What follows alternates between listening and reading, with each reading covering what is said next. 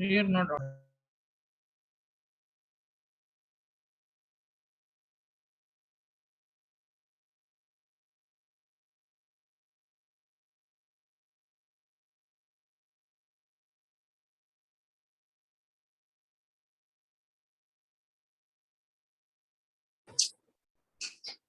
Okay, now you can hear me. Hello. Yes, sir. Yes, sir. इतनी देर से जबरदस्ती बड़बड़ कर रहा हूँ। चलो कोई बात। तो मैंने ये कहा कि लास्ट क्लास में हम लोगों ने वेक्टर्स के बारे में पढ़ना शुरू किया था बच्चों, और वेक्टर्स के बारे में मैंने कुछ इंफॉर्मेशन आपको बताई थी कि उनमें ORI साइट्स होने चाहिए, ओरिजिन ऑफ रेप्लिकेशन होना चाहिए। दूसरा पॉइंट उसका हम लोग पढ़ने वाले थे वो था सिलेक्टेबल मार्कर्स के बारे में। ठीक है, सो थैंक यू। नाउ यहाँ पे अब थोड़ा सा हम लोग देखते हैं बेटा, मैं आपके सामने कुछ कंडीशंस यहाँ पे समझाना चाहता हूँ। थोड़ा ध्यान से बेटा चीजों को समझो, बहुत ध्यान से। यहाँ पे अगर आपको याद हो तो मैंने आपको एक बात बताई थी कि ये जो प्लाज्मिड्स होते हैं ना, ये प्लाज्मिड हमने बनाया है ऐसे, ठीक है, ये जो प्लाज्मिड है बच्चों, इस प्लाज्मिड के ऊपर हम लोगों को यहाँ पे बेटा देखना है। नॉर्मली देखो ये जो प्लाज्मिड होता है, यहाँ पे हम लोग बात कर रहे हैं, इसके ऊपर एक जीन है जिसको मैं बोलता हूँ ampicillin resistant gene. Ampicillin resistant gene का मतलब है कि ये प्लाज्मिड एम्पीसिलिन नाम का जो एंटीबायोटिक्स है, ठीक है, उसके अगेंस्ट उसको रेजिस्ट करने वाले जीन इसके अंदर प्रेजेंट है। अगर हम लोग कोई बैक्टीरिया लेते हैं और उस बैक्टीरिया के अंदर अगर ये प्लाज्मिड है, ठीक है, अगर ये ही प्लाज्मिड उस बैक्टीरिया के अंदर है और ये उसका जो जीन यहाँ पे प्रेजेंट है बच्चों, तो यहाँ हमें समझ में आएगा 100% ये बैक्टीरिया एम्पीसिलिन के मीडियम में सरवाइव करेगा, इसकी डेथ वहाँ पे नहीं होगी। ठीक है, इसका जो मेन खुद का डीएनए है उसके ऊपर तो एम्पीसिलिन रेजिस्टेंट जीन है नहीं, बट इसमें जो प्लाज्मिड हमने इंट्रोड्यूस किया है उसमें एम्पीसिलिन है, इसीलिए ये बैक्टीरिया एम्पीसिलिन मीडियम में सरवाइव करेगा। एम्पीसिलिन इस बैक्टीरिया को किल नहीं कर सकता। Is it clear? Hello, yes or no? Yes, sir. Now I have another bacteria, this one, ये देखो ये बैक्टीरिया, इसके पास एक मेन डीएनए है, इसके पास कोई प्लाज्मिड नहीं है, ना ही इसके प्लाज्मिड के ऊपर कोई एम्पीसिलिन रेजिस्टेंट जीन प्रेजेंट है। अब इसको अगर मैंने एम्पीसिलिन के मीडियम में ग्रो करने के लिए डाला, बोला जा जी ले अपनी जिंदगी, तो वो जाएगा और मर जाएगा, cannot survive. Why? Because उसके अंदर एम्पीसिलिन रेजिस्टेंट जीन नहीं है। I have another plasmid. This is a plasmid.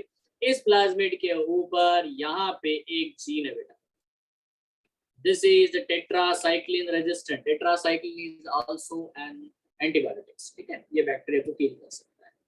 तो मान लेते बेटा अगर मैंने इसको इसके अंदर डाल दिया, तो आप लोग बता सकते हो कि यार ये टेट्रासाइक्लिन के मीडियम में सरवाइव करेगा क्या?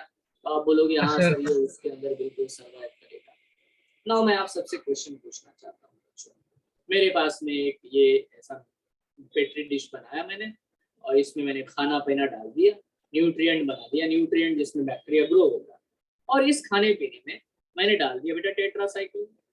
हेलो, नाउ ये जो ए बैक्टीरिया है ना, A1, इस बैक्टीरिया को मैं इस में डाल देता हूँ कल्चर करने के लिए, क्या बेटा वहां पे सरवाइव करेगा? Can A will survive? No. No, बिल्कुल नहीं। क्यों? क्योंकि वो सिर्फ एम्पीसिलिन रेजिस्टेंट जीन ही उसके पास है। इसका मतलब वो एम्पीसिलिन रेजिस्टेंट वहीं पे सरवाइव करेगा, टेट्रासाइक्लिन के मीडियम में ये सरवाइव नहीं कर सकता। Hello, isn't it? नाउ मैंने क्या किया, एक ऐसा प्लाज्मिड बनाया, इसमें क्या किया मैंने, ध्यान से देखना, इसमें मैंने एक और जीन अटैच कर दिया, और ये है टेट्रासाइक्लिन रेजिस्टेंट जीन, है ना, और यही सेम प्लाज्मिड बेटा इस बैक्टीरिया के अंदर मैंने इंट्रोड्यूस कर दिया। कैन यू टेल मी, क्या ये ए नाम का बैक्टीरिया अभी टेट्रासाइक्लिन मीडियम में सरवाइव करेगा क्या? हेलो, हाँ सर। Yes, very good. तो ये बैक्टीरिया टेट्रासाइक्लिन में सरवाइव करेगा। तो बेटा यही तो सिलेक्टेबल मार्कर है। मुझे कैसे पता कि मेरा प्लाज्मिड उस बैक्टीरिया में गया कि नहीं? कैसे पता चला बताओ? How I know it? Because अगर वो मेरा प्लाज्मिड जो मैं इसको अंदर भेजना चाहता हूँ, अगर वो अंदर गया ही नहीं, तो ये बैक्टीरिया एम्पिसिलिन या टेट्रासाइक्लिन किसी भी मीडियम में सरवाइव नहीं करेगा। Isn't it? Hello, isn't it? हाँ सर। ये मैंने न्यूट्रिएंट मीडिया बनाया, इसमें मैंने एम्पिसिलिन डाला है, एम्पिसिलिन डाला है, ये ए नाम का बैक्टीरिया बेटा इधर डाल दिया मैंने। क्या ये यहाँ सरवाइव करेगा? आप बोलोगे हाँ सर क्यों नहीं करेगा? क्यों करेगा? क्योंकि सर इसके अंदर एम्पिसिलिन रेजिस्टेंट जीन है। इसको मैंने इधर डाल दिया यहाँ पे, तो यहाँ पे हाँ सर इधर भी सरवाइव करेगा। Now it's very simple. मतलब अगर ये प्लाज्मिड इसके अंदर गया ही नहीं तो बेटा बताओ ये दोनों मीडियम में सरवाइव करेगा क्या? सरवाइव करेगा क्या? नहीं करेगा। तो इसका मतलब आप सब लोग समझ जाते हो कि अगर ट्रांसफॉर्मेंट बैक्टीरिया है, हमारा प्लाज्मिड अगर उसके अंदर चला गया, होस्ट के अंदर एंटर कर चुका है, तो ही बेटा ये बैक्टीरिया एम्पिसिलिन और टेट्रासाइक्लिन दोनों मीडियम में सरवाइव करेगा। Isn't it? Hello, isn't it? सबको समझ में आया? अगर नहीं गया तो हमारा एक्सपेरिमेंट फेल हो गया, तो हमने जो वेक्टर उसमें होस्ट में डालने की कोशिश की नहीं गया तो वो सरवाइव नहीं करेगा। तो बेटा सिलेक्टेबल मार्कर है ना, इसी को सिलेक्टेबल मार्कर कहते हैं। This is a marker. कौन सा लास्ट लाइन बेटा? I don't know what the last line. Simple. I will repeat entire thing so you can pick up the things. Okay, no problem. I am telling you very simply. If the plasmid does not enter into the bacteria, ये plasmid इस bacteria में enter नहीं करेगा, तो क्या ये tetracycline के medium में सरवाइव करेगा? आंसर इज नो, नहीं करेगा। दूसरा, क्या ये एम्पिसिलिन के मीडियम में सरवाइव करेगा? Answer is no, not possible. Is it clear? Hello, नहीं पॉसिबल, नहीं सरवाइव करेगा। बट अगर वो दोनों ही मीडियम में सरवाइव कर रहा है, एम्पिसिलिन में भी सरवाइव कर रहा है, टेट्रासाइक्लिन मीडियम में भी सरवाइव कर रहा है, दोनों ही मीडियम में अगर सरवाइव कर रहा है, तो इसका मतलब क्या है कि हमने जो प्लाज्मिड बनाया है वो उसके अंदर जा चुका है। इसीलिए वहां पे एम्पिसिलिन रेजिस्टेंट जीन भी है और टेट्रासाइक्लिन रेजिस्टेंट जीन भी है, और इसीलिए वो दोनों मीडियम में सरवाइव करता है। Yes sir? तो जो भी सरवाइव करेंगे बैक्टीरिया वो सारे कैसे बच्चों? ट्रांसफॉर्मेंट। कैसे है बेटा? Transformant bacteria. Isn't it? Hello, ये क्लियर है? ये क्लियर है? सबको क्लियर है? किसी को कोई कंफ्यूजन है क्या? अरे देख लो, आराम से पूछो, समझो, कंसेप्ट है, समझ में आना चाहिए। ठीक है? So if the bacteria having any resistant gene for a particular antibiotic, it can survive in that medium. ठीक है? उसके मीडियम में वो सर्वाइव करेगा। That's it, that is simple.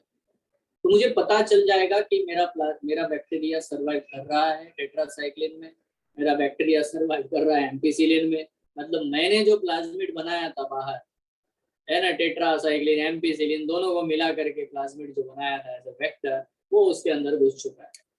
तभी तो वो, क्योंकि उसके मेन डीएनए तो है नहीं, एबिलिटी, मेन डीएनए में एबिलिटी है नहीं। इतना अगर क्लियर है तो आगे बढ़ता हूँ, आगे का कंसेप्ट सुन लो अभी। Now this is the plasmid I have. Okay ठीक है? Now this is the plasmid I have. See is very carefully, अब बहुत ध्यान से देखो। ये देखो, ये है मेरे पास प्लाज्मिड, बिल्कुल सिंपली। अब इस प्लाज्मिड के ऊपर तक, क्योंकि ये प्लाज्मिड हमने बनाया है, इस प्लाज्मिड के ऊपर यहाँ पे आपने बोला कि यहाँ तक, यहाँ का पोर्शन जो है, this much portion is a ampicillin resistant gene, और ये वाला जो पोर्शन है वो है बेटा tetracycline resistant gene. Then now आपने क्या किया? एक रेस्ट्रिक्शन एंजाइम यूज किया। अब ये रेस्ट्रिक्शन एंजाइम का जो साइट है कट करने का, वो टेट्रासाइक्लिन के बीच में ही है। तो क्या करेगा, क्या होगा पता है? ये प्लाज्मिड ऐसे ओपन होगा, you can see this one how it will open, see very clearly. ये ऐसे ओपन होगा, यहाँ पे एम्पिसिलिन रेजिस्टेंट जीन जो है उसको कुछ फर्क नहीं पड़ेगा, वो जैसे के वैसे है।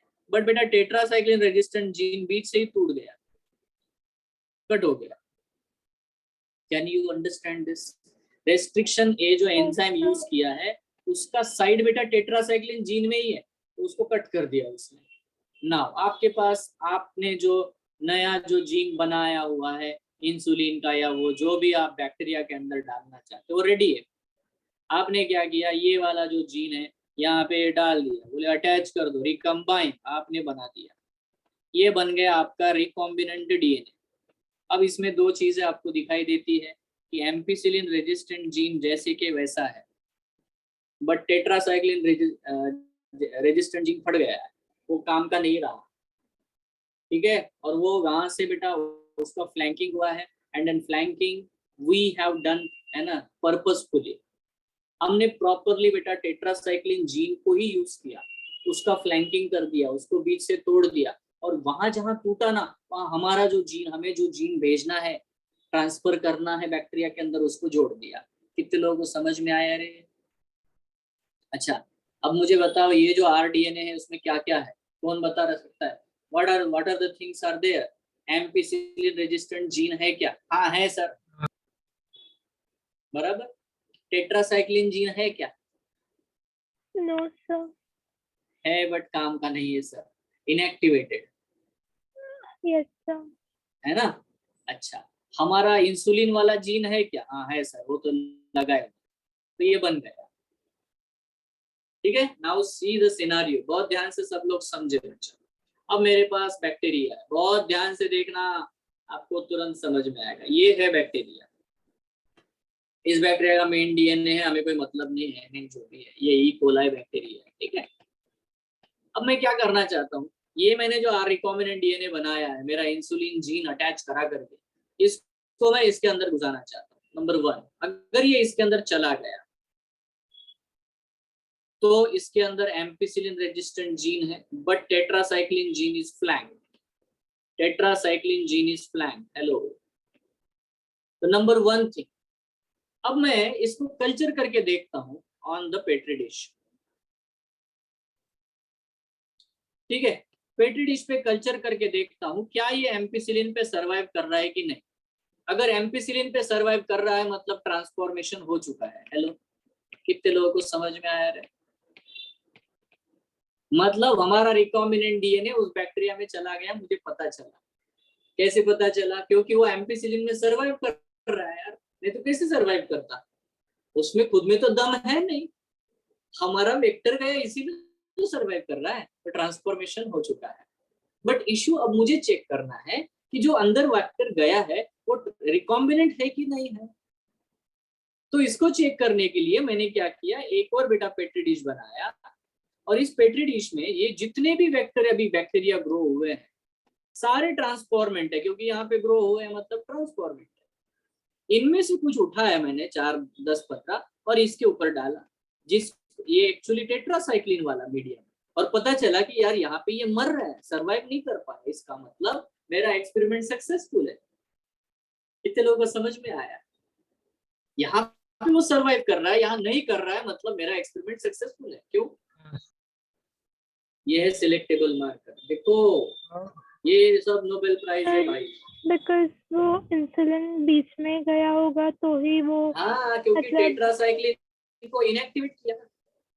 यस आपको पता है, आपको पहले से पता है कि अगर ये दोनों में ही सरवाइव कर गया तो सिर्फ ये ट्रांसफॉर्मेंट है, रिकॉम्बिनेंट नहीं है। आपको समझ में आया मैंने क्या बोला अभी? Yes sir. दोनों में सरवाइव कर रहा है, एम्पिसिलिन में सरवाइव कर रहा है, टेट्रासाइक्लिन में भी सरवाइव कर रहा है। इसका मतलब ट्रांसफॉर्मेशन सक्सेसफुल है, बट रिकॉम्बिनेंट फेल हो गया। एक में भी सरवाइव नहीं कर रहा है मतलब क्या बेटा? ना ट्रांसफॉर्मेशन हुआ ही नहीं है। एक में भी सरवाइव नहीं कर रहा है, ना एम्पिसिलिन में ना टेट्रासाइक्लिन में, मतलब बेटा क्या बताओ? इसका सीधा मतलब है कि ट्रांसफॉर्मेशन ही फेल हो गया। दोनों में सरवाइव कर रहा है मतलब ट्रांसफॉर्मेशन सक्सेसफुल है, रिकॉम्बिनेशन सक्सेसफुल नहीं हुआ। बट अगर बेटा वो एम्पिसिलिन में सर्वाइव कर रहा है और टेट्रासाइक्लिन में नहीं सर्वाइव कर पा रहा, इसका सीधा मतलब है कि मेरा एक्सपेरिमेंट पूरा सक्सेसफुल हो चुका है। मुझे आंखों से कुछ दिखता थोड़ी है प्लाज्मिड गया नहीं गया, इसीलिए ये मार्कर है, marker flag. Hello, are you getting this? Sir, हाँ if both AMP and TET survive, can we say in transformation if only one of chart section में लिख कर तेरा आवाज थोड़ा ये हो रहा है, क्या बोलते हो, इको टाइप आ रहा है, समझ नहीं आ रहा। लिखना, लिख के भेजना क्या है। Okay. इको आ रहा है तेरा समझ। हाँ, I will answer, no problem। देखो बात बड़ी सिंपल है, मैं आप सबसे क्वेश्चन पूछ लेता हूँ, अगर आप आंसर दे पाए मतलब आप समझ गए।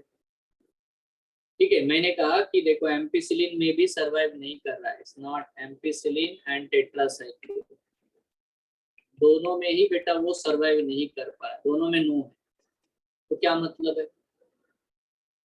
ट्रांसफॉर्मेशन कुछ नहीं हुआ, ट्रांसफॉर्मेशन ही नहीं हुआ है, तो हमारा पूरा एक्सपेरिमेंट फेल हो चुका है, 100% अनसक्सेसफुल है हम लोग। ठीक है, इसका कुछ तो भी आया है, बहुत बड़ा क्वेश्चन है sir. So if only one gene survives, can we say it is a transformation like AMP and tetracycline? ना भाई, वन जीन वाला कुछ नहीं है।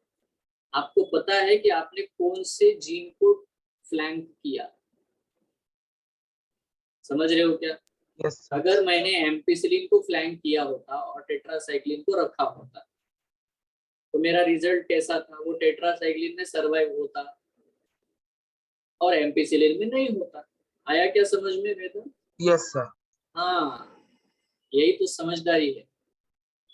ठीक है, after flanking, inactivation of the tetracycline, flanking of the tetracycline and insertion, इसको बोलते हैं इंसर्शनल इनएक्टिवेशन। ठीक है, तो जो भी टेट्रासाइक्लिन के साथ हुआ है उसके लिए ये वर्ड है, that is the insertional inactivation. क्योंकि मेरे पास जो जीन है ना उसको मैंने टेट्रासाइक्लिन में ही डाल दिया है, वहां पे साइट लगा के डाला है, तो वहां पे अगर मैंने बेटा उसको इंट्रोड्यूस किया है at that position in the by the flanking the tetracycline, then the tetracycline will not work. That means that bacteria cannot survive on the tetracycline and I will be happy. It must survive on the ampicillin. है ना, ampicillin में transformation समझ में आता है। तो देखो मैंने बिना देखे, आई डोंट सी इट, मैं देखता नहीं हूँ, बट यहाँ पे मुझे समझ में आ जाता है। Okay, that's it. नाउ जैसे कि हम लोग सिलेक्टेबल मार्कर का मैं एक एग्जांपल बता देता हूँ। जैसे हम लोग आप लोग नोटिस करते होंगे ग्लूकोज इंसुलिन का टेस्ट करते हैं तो कलर आएगा या नहीं आया? कलर आया, इसका मतलब डेफिनेटली बेटा। इवन आप लोग केमिस्ट्री में भी हम लोग टाइट्रेशंस करते हैं तो we don't see that chemical, you know, we don't see the reactions. क्या हमें वो रिएक्शन दिखाई देती है? नहीं दिखाई देती। हम लोग बोलते हैं हाँ इस कलर से इस कलर में ट्रांजिशन हुआ तो इसका मतलब रिएक्शन हुई है, isn't it? Hello? Yes, sir. That is a selectable marker. तो आपने एक फ्लैग लगा दिया, आपने एक आइडेंटिटी बना दी कि ऐसा ऐसा हुआ तो ऐसा ऐसा होता है, एंड दैट्स इट। तो ये एंटायर लॉजिक इसके पीछे है। अभी यहाँ पे एक प्रॉब्लम क्या है, दो बार प्लेटिंग करनी पड़ती है, एक ही बैक्टीरिया लो फिर एम्पिसिलिन में करो फिर टेट्रासाइक्लिन, बड़ा दिक्कत वाला काम। ठीक है, बहुत ही प्रॉब्लमेटिक काम। तो हमने क्या किया, एक ऐसा वेक्टर बनाया, थोड़ा ध्यान से सब लोग सुनना बच्चों, ये है वेक्टर। अब इस वेक्टर में हम लोगों ने एक जीन लगा दिया जिसका नाम है लैक्जेड नाम का जीन। अब लैक्जेड जीन क्या प्रोड्यूस करता है? बीटा गैलेक्टोसिडेज नाम का एंजाइम प्रोड्यूस करता है। ठीक है, बीटा गैलेक्टोसिडेज। बीटा गैलेक्टोसिडेज एक एंजाइम है। जब भी ये क्रोमोजेनिक सबस्ट्रेट इसके ऊपर डालेंगे हम लोग, क्रोमोजेनिक सबस्ट्रेट, क्रोमो मतलब कलर, क्रोमोजेनिक है ना, जेनिक कलर देने वाले क्रोमोजेनिक सबस्ट्रेट जब भी इनके ऊपर हम लोग पोर करते हैं तो this will convert, this will give the blue colour. Hello, क्या कलर आएगा रे? ब्लू कलर आएगा ना। मान लेते हैं ये बैक्टीरियल कल्चर हमने बनाया, सब लोग बड़ा ध्यान से देखो, ये बैक्टीरिया है, अगर ये वाला प्लाज्मिड इसके अंदर चला गया है, ऑब्वियसली इसके अंदर लैक्जेड जीन है, ऑब्वियसली ये गैलेक्टोसिडेज बनाएगा। तो जितना भी बैक्टीरियल कल्चर बना है बच्चों, ठीक है, इनके ऊपर मैंने क्रोमोजेनिक सबस्ट्रेट जैसे ही पोर किया तो ऑब्वियसली मुझे एक चीज देखने को मिलेगी, यहाँ पे कंप्लीटली ब्लू कलर आ जाएगा। ब्लू कलर आने से मैं समझ जाऊंगा कि ब्लू कलर आया है, इसका मतलब क्रोमोजेनिक सबस्ट्रेट का कन्वर्शन किया गया है, इसका मतलब वहां पे बीटा गैलेक्टोसिडेज जीन है, इसका मतलब ही लैक्जेड जीन है, इसका मतलब ही मेरा प्लाज्मिड अंदर चला गया है। तो समझ रहे हो सबको? Hello yes sir. हेलो, है ना? ये मार्कर है। ब्लू कलर क्यों आया क्रोमोजेनिक सबस्ट्रेट डालने के बाद? क्योंकि बीटा गैलेक्टोसिडेज जीन है ना? और बीटा गैलेक्टोसिडेज जीन अगर वहां पे प्रेजेंट है, लैक्टोज यार, गैलेक्टोसिडेज मतलब लैक्टोज, ठीक है? तो लैक्टोज, लैक्जेड जो बोल रहे हैं आप लोग, ठीक है? तो लैक्टोज वाला जीन वहां पे प्रेजेंट है, लैक्टेज, है ना? तो वो वहां पे प्रेजेंट है और वो सब यहाँ ये कार्यक्रम करा रहा है। Now understand. अब यहाँ पे मैं उसका रिकॉम्बिनेंट बनाना चाहता हूँ। कैसे करता हूँ मैं रिकॉम्बिनेंट? थोड़ा ध्यान से देखो बच्चों। ये वो प्लाज्मिड है, सब लोग ध्यान से देखना। यहाँ पे बेटा यहाँ से यहाँ तक का पोर्शन लैक्जेड जीन है। अब मैंने रेस्ट्रिक्शन एंजाइम ऐसा यूज किया कि वो लैक्जेड को ही फ्लैंक करता है। मतलब व्हेनेवर ये ओपन हो जाएगा, ये देखो ये ओपन हो गया। कहाँ से ओपन हुआ बेटा? लैक्जेड जीन से ही ओपन हुआ। अब मेरे पास जो जीन है, मैं जो जीन डालना चाहता हूँ बराबर लैक्जेड के अंदर ही फंस गया। Hello, isn't it?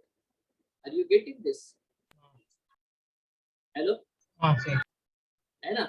अब यहाँ पे बच्चों एम्पिसिलिन रेजिस्टेंट जीन भी, ठीक है, हमने ऐसा डिजाइन बनाया है। एक तरफ लैक्जेड है, एक तरफ एम्पिसिलिन है। मैंने क्या किया, ये पेट्री डिश बनाया, इसमें मैंने बैक्टीरिया मीडियम बनाया, एम्पिसिलिन डाल दिया। अब मैं सबसे पूछूंगा, इसमें एम्पिसिलिन है बच्चों? मैंने ये बैक्टीरिया में ये वाला इसको ट्रांसफर करने की कोशिश की। अब ये यहाँ पे सरवाइव कर रहा है, इसका मतलब क्या बताओ? वो ट्रांसफॉर्मेशन हुआ है। बहुत बढ़िया, वेरी गुड ऋषिका, बहुत बढ़िया।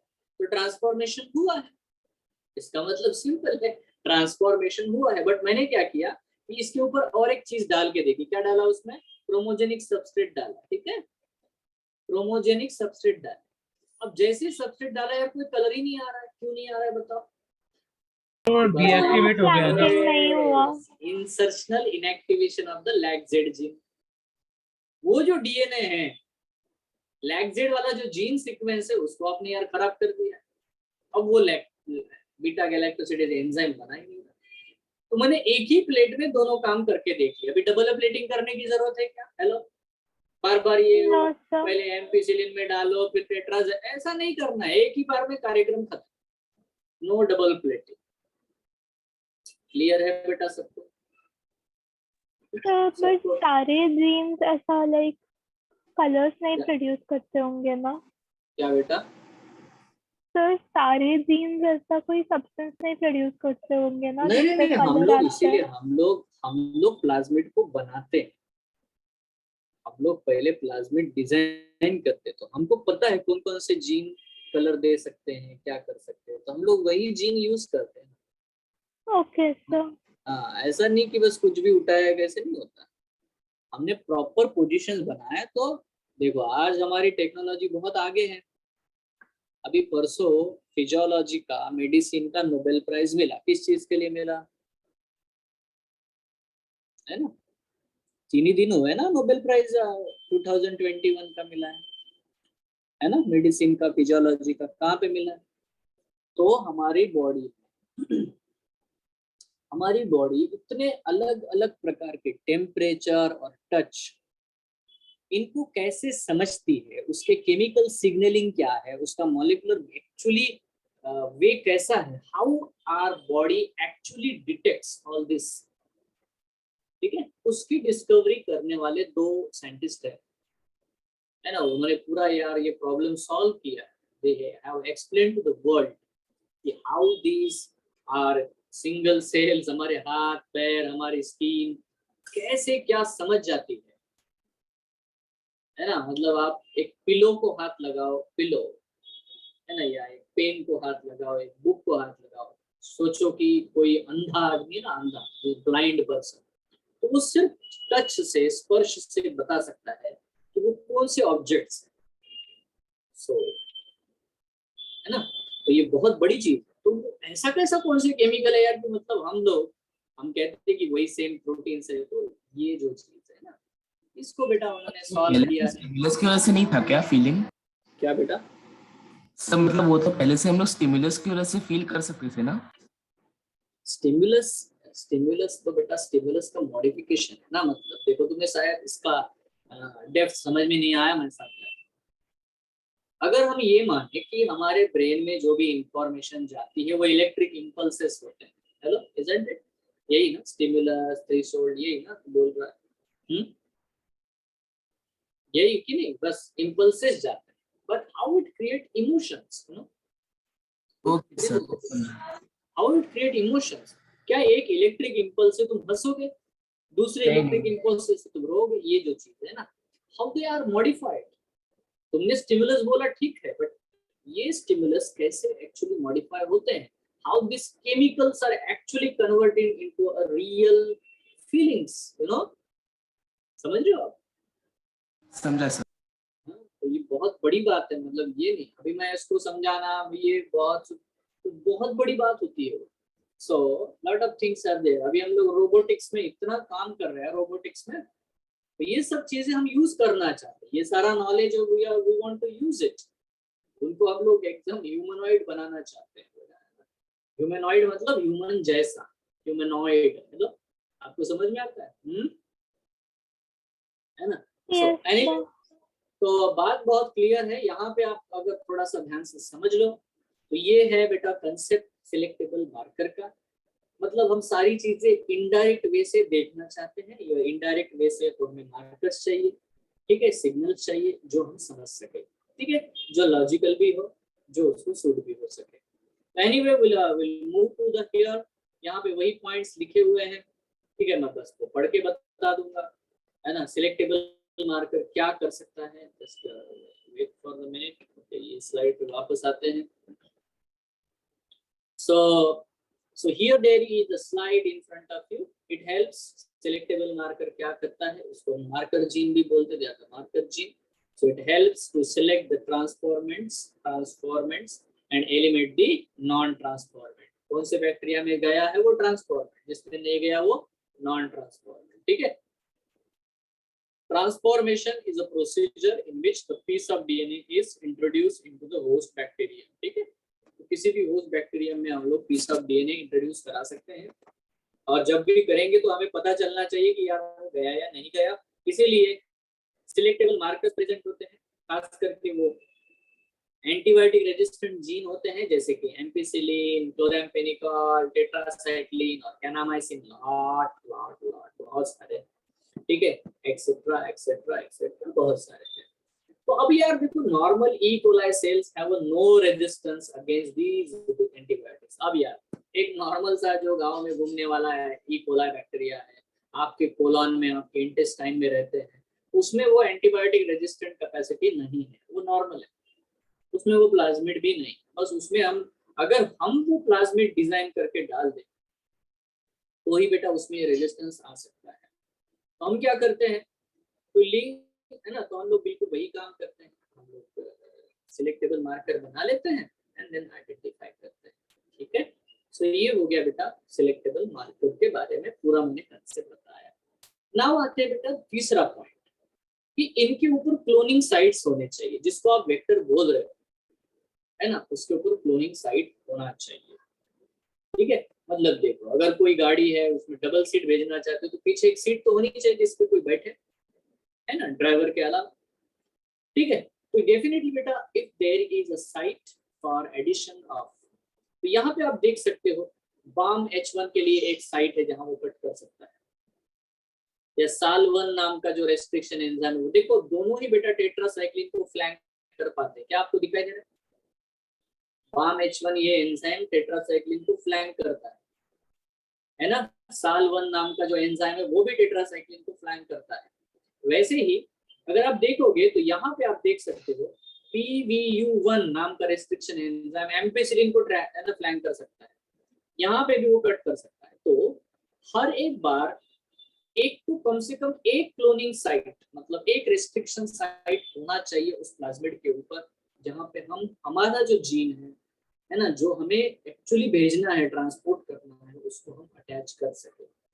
हाँ, एक पॉइंट यहाँ पे समझना है, वो क्या है, थोड़ा ध्यान से देखो। मान लेते हैं आप लोगों ने ECO R1 ये एंजाइम यूज किया इस प्लाज्मिड को बीच में तोड़ने के लिए, और ये ECO R1 बिल्कुल इसको यहाँ से कट करेगा, ये ओपन हो जाएगा, जहाँ पे ओपन हुआ वहां पे हम हमारा DNA जो हम भेजना चाहते हैं उसको चिपका देंगे। यहाँ तक क्लियर है बेटा? Hello, Yes, sir. यहाँ तक क्लियर है? फिर से बोलता हूँ, फिर से सुना। ECO R1 नाम का मैंने एंजाइम यूज किया, ECO R1 ने यहाँ पे कट कर दिया, यहाँ पे कट किया तो ये ओपन हो जाएगा, सर्कुलर नहीं रह पाएगा, ओपन हो जाएगा। जैसे ओपन हो जाएगा हम लोग क्या करेंगे, हम लोग जो हम DNA डालना चाहते हैं उसको भी ECO R1 से कट करेंगे। तो इसके एंड, इसके स्टिकी एंड, हमारे DNA के स्टिकी एंड और प्लाज्मिड के स्टिकी एंड मैच हो जाएंगे। लास्ट क्लास में मैं करके दिखाया था ये भाई, इफ यू रिमेम्बर, है ना। अब ये वाला जो DNA है बिल्कुल यहाँ पे जाकर के जो साइड फ्लैंक हुआ है वहां पे जाकर के चिपक जाएगा ECO R1 के साइड पे, ठीक है। तो इसीलिए ये क्लोनिंग साइट बहुत इंपॉर्टेंट है, ठीक है। बट अब यहाँ पे चीज आप समझो, किसी भी एंजाइम के लिए सिर्फ एक ही क्लोनिंग साइट होना चाहिए, दो होंगे तो तकलीफ होगी। क्यों होगी आप समझ सकते हो कि नहीं। सपोज ये ECO R1 हमने इस प्लाज्मिड के ऊपर छोड़ दिया, अब ये ECO R1 यहाँ पे भी कट करेगा तो क्या हो जाएगा, यहाँ तो कट कर ही रहा है, ये एक साइड तो है ही उसका, यहाँ पे भी कट करेगा तो क्या हो जाएगा, what will happen, hello, what will happen, obviously the problem will happen. Problem is the plasmid will break down into two linear DNA. Now उन दोनों को एक दूसरे का जोड़ना बड़ा मुश्किल काम, हेलो, isn't it? अरे समझा क्या? Yes, sir. Yes, sir. है ना। तो यहाँ पे बहुत ही सिंपल है, आप ये स्टेटमेंट समझो, more than one recognition site generates several fragments and it complicates the gene cloning. तो इससे कॉम्प्लिकेशन बढ़ेंगे, इसीलिए क्लोनिंग साइट किसी भी प्लाज्मिड के ऊपर किसी एक पर्टिकुलर एंजाइम के लिए एक ही होना चाहिए। जैसे BAM1 के लिए यही है, SAL1 के लिए यही है, PST1 के लिए यही साइट है। अब देखो हर एक एंजाइम के लिए सिर्फ एक ही साइट है। अब ये तो हम लोगों ने E. coli का जो प्लाज्मिड है उसको मॉडिफाई किया है, ये दो साइंटिस्ट है ना, बोलिवियर एंड रॉड्रिक्स, इन दोनों ने मिलकर के बेटा ये प्लाज्मिड डिजाइन किया है, they have made it in the lab. Hello, बात समझ रहे हो, ये छोटा सा सर्कुलर DNA उन्होंने डिजाइन किया है, इसीलिए इसको हम जेनेटिक इंजीनियरिंग कहते हैं। बात क्लियर है क्या रे? नहीं तो इश्चेरिचिया कोलाई का प्लाज्मिड इतना बढ़िया नहीं होता, ये सब कुछ इसमें होता थोड़ी है। Yes, sir. हाँ, ये सब कुछ इसमें होता थोड़ी है। हमने वहां पे वैसे सीक्वेंसेस लगाए हैं, जोड़ करके, तब जाकर के ये बना है, ठीक है।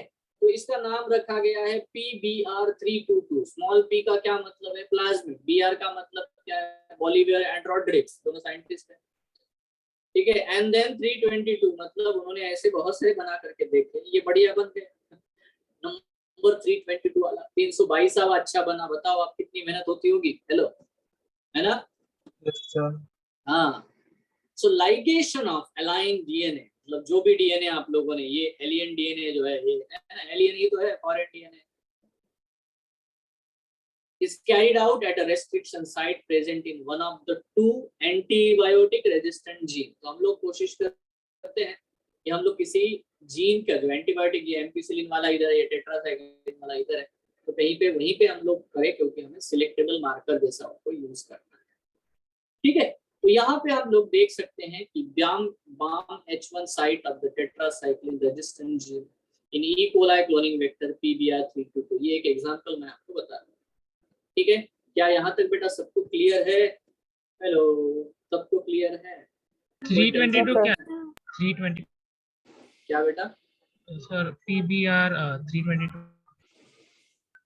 322 किसके लिए stand? 322 is a number of उन्होंने बहुत सारे वैसे बना के रखे हैं, PBR1, PBR2, PBR3, ठीक है। तो ये बढ़िया सक्सेसफुल है, इसको बहुत बार यूज किया जाता है, ये बहुत अच्छा बन गया है। तो इसकी भी कॉपीज बना बना के रखते हैं। हेलो, क्लियर है? क्लोनिंग साइट, 3 चीजें हो गई। बट सर आप इतने देर से एक ही चीज बता रहे हो पिछले क्लास से अभी तक, बैक्टीरिया में। अगर सर मुझे प्लांट में भेजना है तो मैं टोबैको प्लांट में नया जीन भेजना चाहता हूँ तो कैसे करूंगा? मैं माइस में जीन डालना चाहता हूँ तो कैसे करूंगा? आप तो ठीक है, बैक्टीरिया अगर होस्ट है तो समझ गया, बैक्टीरिया में चला जाएगा। बट अगर हम लोग कोई दूसरे एनिमल्स में अगर ऐसा करना चाहते हैं, प्लांट्स में ऐसा करना चाहते हैं, तो हाउ, कैसे होगा? ठीक है, उसको हमें समझना है। तो पहले ये PBR 322 वाला एग्जांपल देख लो, इसमें बहुत सारे रेस्ट्रिक्शन एंजाइम्स के साइट्स हैं। ORI साइट है, ORI का मतलब है ओरिजिन ऑफ रेप्लिकेशन, यहीं से हमेशा रेप्लिकेशन शुरू होगा, ठीक है, यहीं से रेप्लिकेशन शुरू होगा ORI। उसके बारे में ही बता रहा हूँ बेटा आपको, उससे वही तो डिस्कस हो रहा है, ठीक है। उसमें ORI साइट है, बहुत सारे अलग अलग रेस्ट्रिक्शन साइट्स है, एक एंजाइम के लिए एक साइट, ये यहीं पे कट करेगा, ये यहीं पे कट करेगा। अब हमको पता ही हो गया, साल 1 ये एंजाइम यूज करेंगे तो वो कहाँ कट करेगा, we know it, hello, isn't it, है ना। एंटीबायोटिक रेजिस्टेंट जीन है, एम्पिसिलिन रेजिस्टेंट है और टेट्रासाइक्लिन रेजिस्टेंट जीन है। ROP वाला भी सेक्शन आपको देखने को मिलता है। एक्चुअली ये सेक्शन क्या है, ये सेक्शन है, ये क्या करता है ना, रेप्लिकेशन जो है इस प्लाज्मिड के कॉपीज बनाने के लिए जितने भी प्रोटीन्स की जरूरत होती है वो सब बेटा ROP सीक्वेंस बनवा लेता है। It codes for the proteins involved in the replication of the plasmid. तो इस तरह से ये प्रॉपर्ली डिजाइन किया गया है, कंप्लीटली बेटा आत्मनिर्भर प्लाज्मिड बनाया गया है, उसमें सारी पॉसिबिलिटीज है खुद पे, ठीक है। तो सब कुछ खुद है ना, सेल्फ रेप्लिकेट कर सकता है, सेल्फ प्रोटीन बना सकता है ना। एंटीबायोटिक रेजिस्टेंट जीन उसमें ऑलरेडी है ना, और हर एक एंटीबायोटिक रेजिस्टेंट जीन में बेटा फ्लैंकिंग वाले साइट्स भी, so everything it's designed very perfectly. Now ये किसने किया है ना, ये है बोलिवियर एंड रॉड्रिक्स एंड बोलिवियर, दोनों अलग अलग साइंटिस्ट हैं, इन्होंने ये है ना काम किया है। अब यहाँ पे देख सकते हो P, स्मॉल p का मतलब होता है plasmid, how to name the plasmid, तो प्लाज्मिड के नाम ऐसे रखे जाते हैं, ठीक है, प्लाज्मिड के नाम ऐसे ही रखे जाते हैं। PBR 322 मतलब ये नंबर है सीरीज, उन्होंने 1 2 3 4 5 6 बहुत सारे बनाए, उसमें से ये 322 नंबर का प्लाज्मिड है जो उन्होंने खुद बनाया है, ठीक है। सो इस तरह से बेटा ये एंटायर एक प्लाज्मिड है, प्रॉपर वेक्टर है जो कि ऑब्वियसली जीन को कैरी करके लेके जाता है, ठीक है। अब ये वो वेक्टर है जो बहुत से बार मतलब बहुत सारे जीन को लेके चले जा सकते हैं। एनीवे इसको ज्यादा यूज किया गया है, ये फेमस है, ठीक है ना। अभी जैसे कि मैंने यहाँ पे सिलेक्टेबल मार्कर के बारे में आपको बताया था,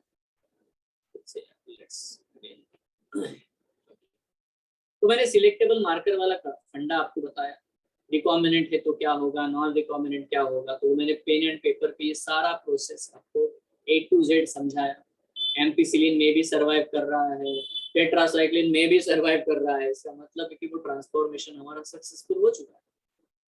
रिकॉम्बिनेंट है कि नहीं ये अगर पता करना है तो वो एम्पिसिलिन में भी सर्वाइव कर रहा है और टेट्रासाइक्लिन में नहीं कर पा रहा है, तो समझ में आ जाएगा कि हाँ ये ट्रांसफॉर्मेंट भी है, रिकॉम्बिनेंट भी है, इसका मतलब मेरा एक्सपेरिमेंट कंप्लीटली सक्सेसफुल हो चुका है, isn't it? बट इसमें क्या था, इसमें डबल प्लेटिंग करनी पड़ती थी, एम्पिसिलिन में भी डालो, टेट्रासाइक्लिन में भी डालो, ठीक है। तो इससे बढ़िया हम लोगों ने क्रोमोजेनिक सबस्ट्रेट वाला कंसेप्ट, जो लैग जेड वाला मैंने कंसेप्ट आपको समझाया, ठीक है। तो वैसे वो कलर वलर देगा बढ़िया से और उससे समझ में आ जाएगा कि हाँ ट्रांसफॉर्मेंट है या नहीं है, whatever may be the thing we can understand, ठीक है। तो कलर यूज करके बेटा हम लोग आराम से पता लगा सकते हैं। लैग जेड जीन वाला कंसेप्ट मैंने आपको समझाया, ये वही है, beta galactosidase inactivation, blue colour आएगा and all the things I have told you right now on the pen and paper. Clear है? ठीक है बच्चा? हेलो ना, अब आता है बेटा मेन चौथा पॉइंट। चौथा पॉइंट ये है कि सर मैं ना एक पोटैटो के प्लांट में एक बैक्टीरिया का जीन इंट्रोड्यूस करना चाहता हूँ, भाई कैसे करेगा? ये एक क्वेश्चन है, ठीक है? या तो ह्यूमंस में, ह्यूमन बीइंग में मैं कोई नया जीन इंट्रोड्यूस करना चाहता हूँ, कैसे करेगा? जीन थेरेपी जो हम लोग कहते हैं, मैं जीन इंट्रोड्यूस कराना चाहता हूँ, एक पर्टिकुलर पर्सन है, उसमें कुछ चीज पे डेफिशिएंसी है, तो वो डेफिशिएंसी क्योंकि उसका जीन काम नहीं कर रहा, इसीलिए हम लोग वो जीन उस इंसान में डालना चाहते हैं, तो कैसे डालेंगे? तो इसको थोड़ा मैं अभी लाइमलाइट में लाना चाहूंगा, तो आप थोड़ा ध्यान दें।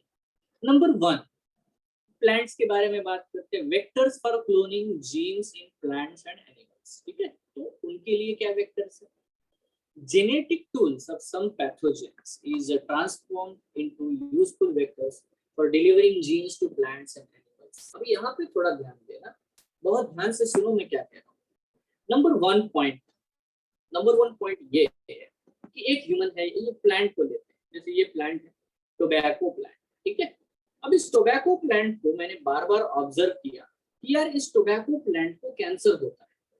कैंसर होता है मतलब उसके स्टेम्स के ऊपर हमेशा ट्यूमर डेवलप होते हैं। अरे कमाल है, इंसान को कैंसर होता है, प्लांट को भी होता है। हाँ भाई, प्लांट को भी होता है। कैंसर का मतलब क्या है? Unwanted tumour formation, hello, isn't it? है ना? तो वो उधर भी हो सकता है क्योंकि वो भी तो सेल से बने हैं। अच्छा, समझ गया, प्लांट्स में भी ट्यूमर होता है। अब पता लगाया हमने कि यार ये टोबैको प्लांट में जो कैंसर हो रहा है, ये कौन कर रहा है? Who is causing this cancer? Now, research करने के बाद ये पता चला कि pathogens of many dicot plants, there are pathogens. उसका नाम है, बैक्टीरिया का नाम है Agrobacterium tumefaciens। ट्यूमर इंट्रोड्यूस करने वाला tumefaciens, एग्रोबैक्टीरिया नाम का एक बैक्टीरिया है। इसमें ट्यूमर इंड्यूस करने की बहुत बढ़िया क्षमता है। ये प्लांट्स के सेल्स में घुस जाता है और वहां जाकर के अपने प्लाज्मिड को इंट्रोड्यूस कर देता है।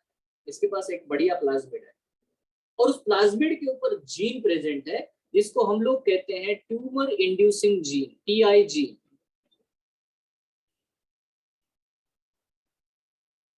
अब ये TI जीन कहाँ पे है? तो उस बैक्टीरिया के प्लाज्मिड में। उसको हम इसीलिए उसके डीएनए को हम लोग tDNA कहते हैं। tDNA मतलब ट्यूमर डीएनए, tDNA। तो can deliver a piece of DNA to transform normal plant cell into a tumor. These the tumor cell produce the chemicals required by the pathogen. तो जो pathogen को चाहिए वो chemical वो बना लेता है और फिर अपना बढ़िया से अपना मल्टीप्लिकेशन करता है, अपना पॉपुलेशन बढ़ाता है। नाउ हमने क्या किया? हम बड़े होशियार हैं। We are too much intelligent humans, not humanoids, we are humans. हमने क्या किया? इस बैक्टीरिया का जो प्लाज्मिड है उसको आइसोलेट किया। हम समझते हैं, हम जानते हैं कि इसमें इसके प्लाज्मिड में दो है ना कैपेसिटीज है। एक, ये खुद ही बेटा प्लांट सेल में अंदर घुस जाता है। इसमें ये टेंडेंसी है इसके प्लाज्मिड में कि बैक्टीरिया से निकल करके ये प्लांट के सेल में चला जाता है। ये खुद में है, तो हमें कोई डिजाइन करने की जरूरत नहीं है और हजारों सालों से ऐसा कर रहा है। Anyway, हम बोला अच्छा भाई रुक, तेरे एक हाथ में क्या है? बोले मेरे हाथ में एक ड्रिलर है। इससे क्या करेगा? मैं वो उस घर में घुसूंगा। अच्छा, दूसरे हाथ में क्या है? अरे मेरा खाना पीने का सामान है, वहां जाकर के मैं खाना खाऊंगा। ये ठीक है, हमने उससे पूछ लिया। अच्छा, तो ड्रिलर से अंदर घुसेगा, अच्छी बात। दूसरे हाथ में खाना है, वो खाएगा। एक काम कर यार, ये जो तेरे हाथ में दूसरे हाथ में जो खाना है ना, ये फेंक दे यहीं पे। मैं तुझे मैंने बनाया हुआ खाना देता हूँ, वो लेके जा। आपको बात समझ में आई क्या? आपको बात समझ में आई? Yes, sir. उसका पेनिट्रेशन पावर मैंने खत्म नहीं किया, उसका ट्यूमर इंड्यूस करने वाला पावर खत्म कर दिया, उसकी पैथोजेनिसिटी खत्म करा दिया और हमने हमारा जीन उसके अंदर डाल दिया। जहां पे टीआई है, ट्यूमर इंड्यूसिंग जीन है, उस ट्यूमर इंड्यूसिंग जीन को हमने फ्लैंक किया और हमारा जीन वहां पे डाल दिया कट करके और बोला अब जा लेके जा। कितने लोगों को समझ में आया है भाई? कितने लोग समझे हैं? We have used the same plasmid जो बैक्टीरिया उस प्लांट में इंट्रोड्यूस कराता है। हमने बोला बैक्टीरिया तेरे को हम प्लाज्मिड बना के देते हैं, ये प्लाज्मिड लेके तू जाने का उधर। तो बोले ठीक है। वो बैक्टीरिया ऐसा प्लाज्मिड लेके जाता है जिसमें हमारा भी डीएनए है। अब उसमें चेंज क्या किया, उसकी पैथोजेनिसिटी खत्म कर दी। वो ट्यूमर नहीं कॉज करता, उस प्लांट में जाकर के हमारा जीन पहुंचा देता है। कितने लोगों को समझ में आ गया? ये है कंसेप्ट नॉर्मल सा। Tumour inducing plasmid of the Agrobacterium tumefaciens is modified into a cloning vector। हमने उसको क्लोनिंग वेक्टर में कन्वर्ट कर दिया। It is not pathogenic to the plants, but is able to use the mechanism to deliver the gene of interest into the plants। उसको पेनिट्रेंस power, उसका infection power हमने वैसे के वैसे रखा, पैथोजेनिसिटी खत्म करा। देखो इन्फेक्शन मतलब डिसीज नहीं होता बच्चों, समझो। ये इन्फेक्शन मतलब बस उसकी एंट्री, ठीक है? तो उसकी एंट्री वहां चली गई, बहुत बढ़िया। ये है इस तरह से बेटा।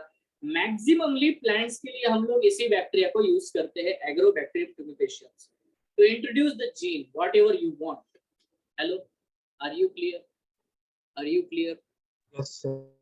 Now, यही चीज बेटा हम लोग हमारे साथ भी करते हैं, एनिमल्स के साथ भी करते हैं। अभी एनिमल का क्या खेल है भाई? देखो एनिमल्स के केस में वायरसेस बहुत ज्यादा इंट्रोड्यूस होते हैं जल्दी जल्दी। जैसे बैक्टीरियोफाज जैसे बैक्टीरिया को खाते हैं, वैसे बेटा बहुत सारे वायरसेस है जिनको हम लोग बोलते हैं रिट्रोवायरसेस। रिट्रोवायरसेस क्या होते हैं बच्चों? रिट्रोवायरस क्या होता है मैं थोड़ा समझा दूं आपको। रिट्रोवायरस मतलब ऐसे वायरस जिनका जेनेटिक मटेरियल एक्चुअली आरएनए होता है, ठीक है? तो ऐसे वायरसेस को जैसे हम लोगों ने जेनेटिक थेरेपी, जीन थेरेपी करने के लिए सबसे पहले एडिनो वायरस को यूज किया। एडिनो वायरस, अब ये आरएनए वायरस है, ठीक है? तो ये जो एडिनो वायरस है ये कब कॉज करा सकते हैं? इन्फ्लुएंजा, सर्दी, खांसी, वैसे ये वो चेस्ट में, ठीक है? चेस्ट का बेटा इन्फेक्शन कॉज कराते हैं। तो इनको हमने क्या किया, इनको कन्वर्ट कर दिया भाई।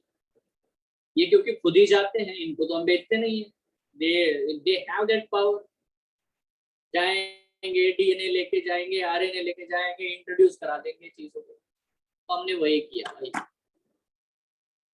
हमने इनके जो आरएनए होते हैं उसमें अपना जो आरएनए है बना करके अटैच करा दिया और भेज दिया, भैया चलो लेके जाओ यार। तो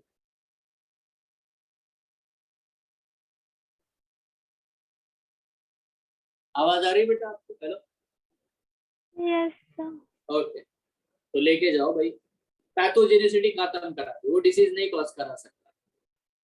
तो हम लोग उसको डिसआर्म करते हैं यार, डिसआर्म कर देते हैं। उसकी जो इन्फेक्शन या पैथोजेनिसिटी या वायरुलेंस, ये वर्ड है, virulence of that pathogen, we reduce that and we directly convert them into vectors.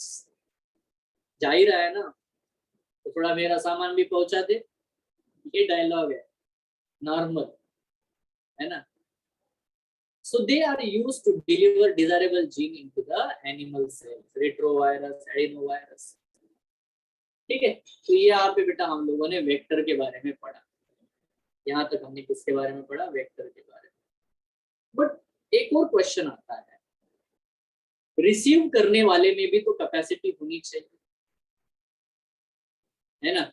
मैं उतना ही आपको बता रहा हूँ जितना आप झेल सकते हो, उससे ज्यादा बियॉन्ड नहीं जा रहा, ठीक है? हेलो, है ना? मैंने ये बोला कि उसको डिसआर्म करेंगे, बट डिसआर्म कैसे करेंगे ये नहीं बता। सामने वाला कॉम्पिटेंट भी होना चाहिए ना, उतना ग्रास्प तो करना चाहिए उसने।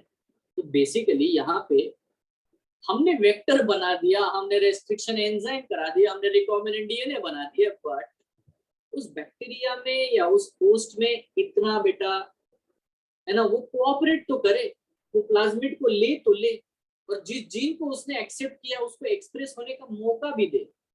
ये सब करना है उसने, ठीक है। तो होस्ट ऐसा होना चाहिए, बढ़िया मेहमान नवाजी करे,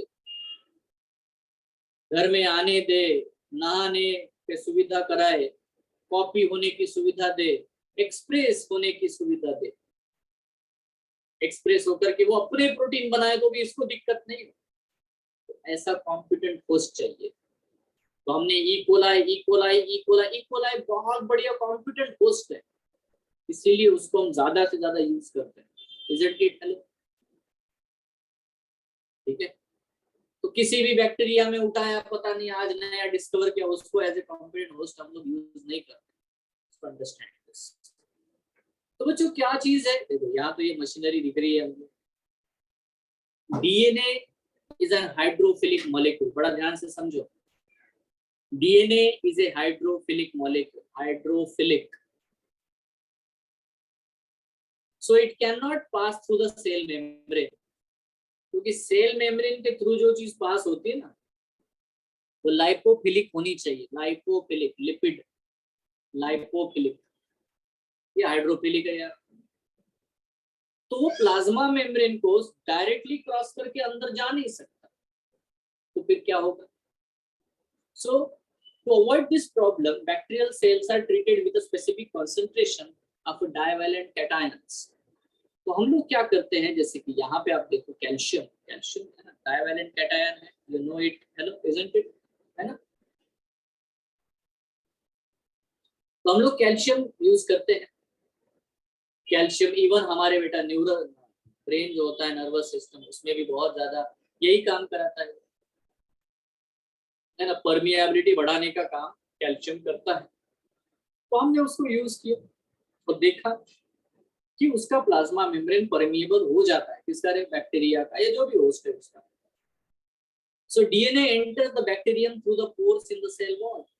अब कैसे होता है ये, अब ये मैंने समझाया था ना, ट्रांसफॉर्मेशन, ट्रांसडक्शन, कंजुगेशन, ये मैंने बताया पहले भी आपको, ऐसा नहीं कि नहीं बताया, ठीक है। Such cells are incubated with the recombinant DNA on ice, then they are placed briefly at the 42 degree Celsius heat shock. अब थोड़ा नोटिस करो, सेल वॉल के अंदर जाने के लिए सेल वॉल में क्रैक होने चाहिए। बैक्टीरिया जो होता है बच्चों, बैक्टीरिया का जो एक सेल है उसके ऊपर सेल वॉल भी होता है।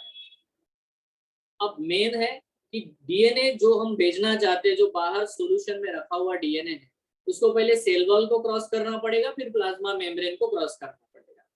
तो हमने दोनों का इंतजाम करके रखा, ऐसा सॉल्यूशन बनाया जिसमें कैल्शियम डाइवैलेंट कैटायंस है, जिससे ऑटोमेटिकली उसका जो सेल मेम्ब्रेन है वो परमेबल हो चुका है, बट ऊपर उसके क्या है, वाई सेल वॉल है यार। तो हम क्या करते हैं, इसको हीट शॉक देते हैं बैक्टीरिया। ये मशीन आपको दिखाई दे रही है, यहाँ पे आपको बेटा देख रहा होगा, ये आइस के ट्यूब्स रखे हुए हैं और इनके अंदर छोटे छोटे वायल्स रखे हुए हैं। इन वायल्स के अंदर बेटा बैक्टीरिया है ना। Hello, can you see this, है ना। नीचे जो है बेटा पूरा आइस का ही है, देखो। तो क्या करते हैं हम लोग क्या करते हैं, आइस को पिघलाते हैं, टेम्परेचर को बढ़ा देते हैं 42 डिग्री सेल्सियस। बैक्टीरिया को लगता है गर्मी बढ़ रही है, फिर से अचानक से बेटा उसको एकदम बेटा जीरो, है ना, माइनस टेम्परेचर पे लेके जाते हैं, फिर आइस में लेके। तो उससे क्या होता है ना, वो जो उसके केमिकल कंपोजिशंस होते हैं सेल वॉल के, उनमें क्रैक्स आना शुरू हो जाते हैं, बड़े बड़े क्रैक आते हैं। और इन क्रैक्स में क्योंकि देखो वहां पे इलेक्ट्रिक शॉक है ना, एनवायरनमेंट हमने बनाया, तो जो डीएनए होता है ना, डीएनए ये भी, क्योंकि ये नेगेटिवली चार्ज होते हैं यार डीएनए, ये डीएनए भी बेटा मूवमेंट करते हैं रैंडम, इधर उधर इधर उधर। तो उसकी वजह से एक कभी चांस आता है कि यहाँ क्रैक बन गया, है ना, सेल मेम्ब्रेन ऑलरेडी परमिएबल करा दिया हम लोगों ने कैल्शियम से, और ये सडनली एंटर कर जाएगा अंदर। So this is the way we do. Hello, are you getting this? उसको हीट शॉक देते हैं, उसके मेम्ब्रेन को परमिएबल बना देते हैं by the calcium, and then wait करते हैं कि ट्रांसफॉर्मेशन हो जाए।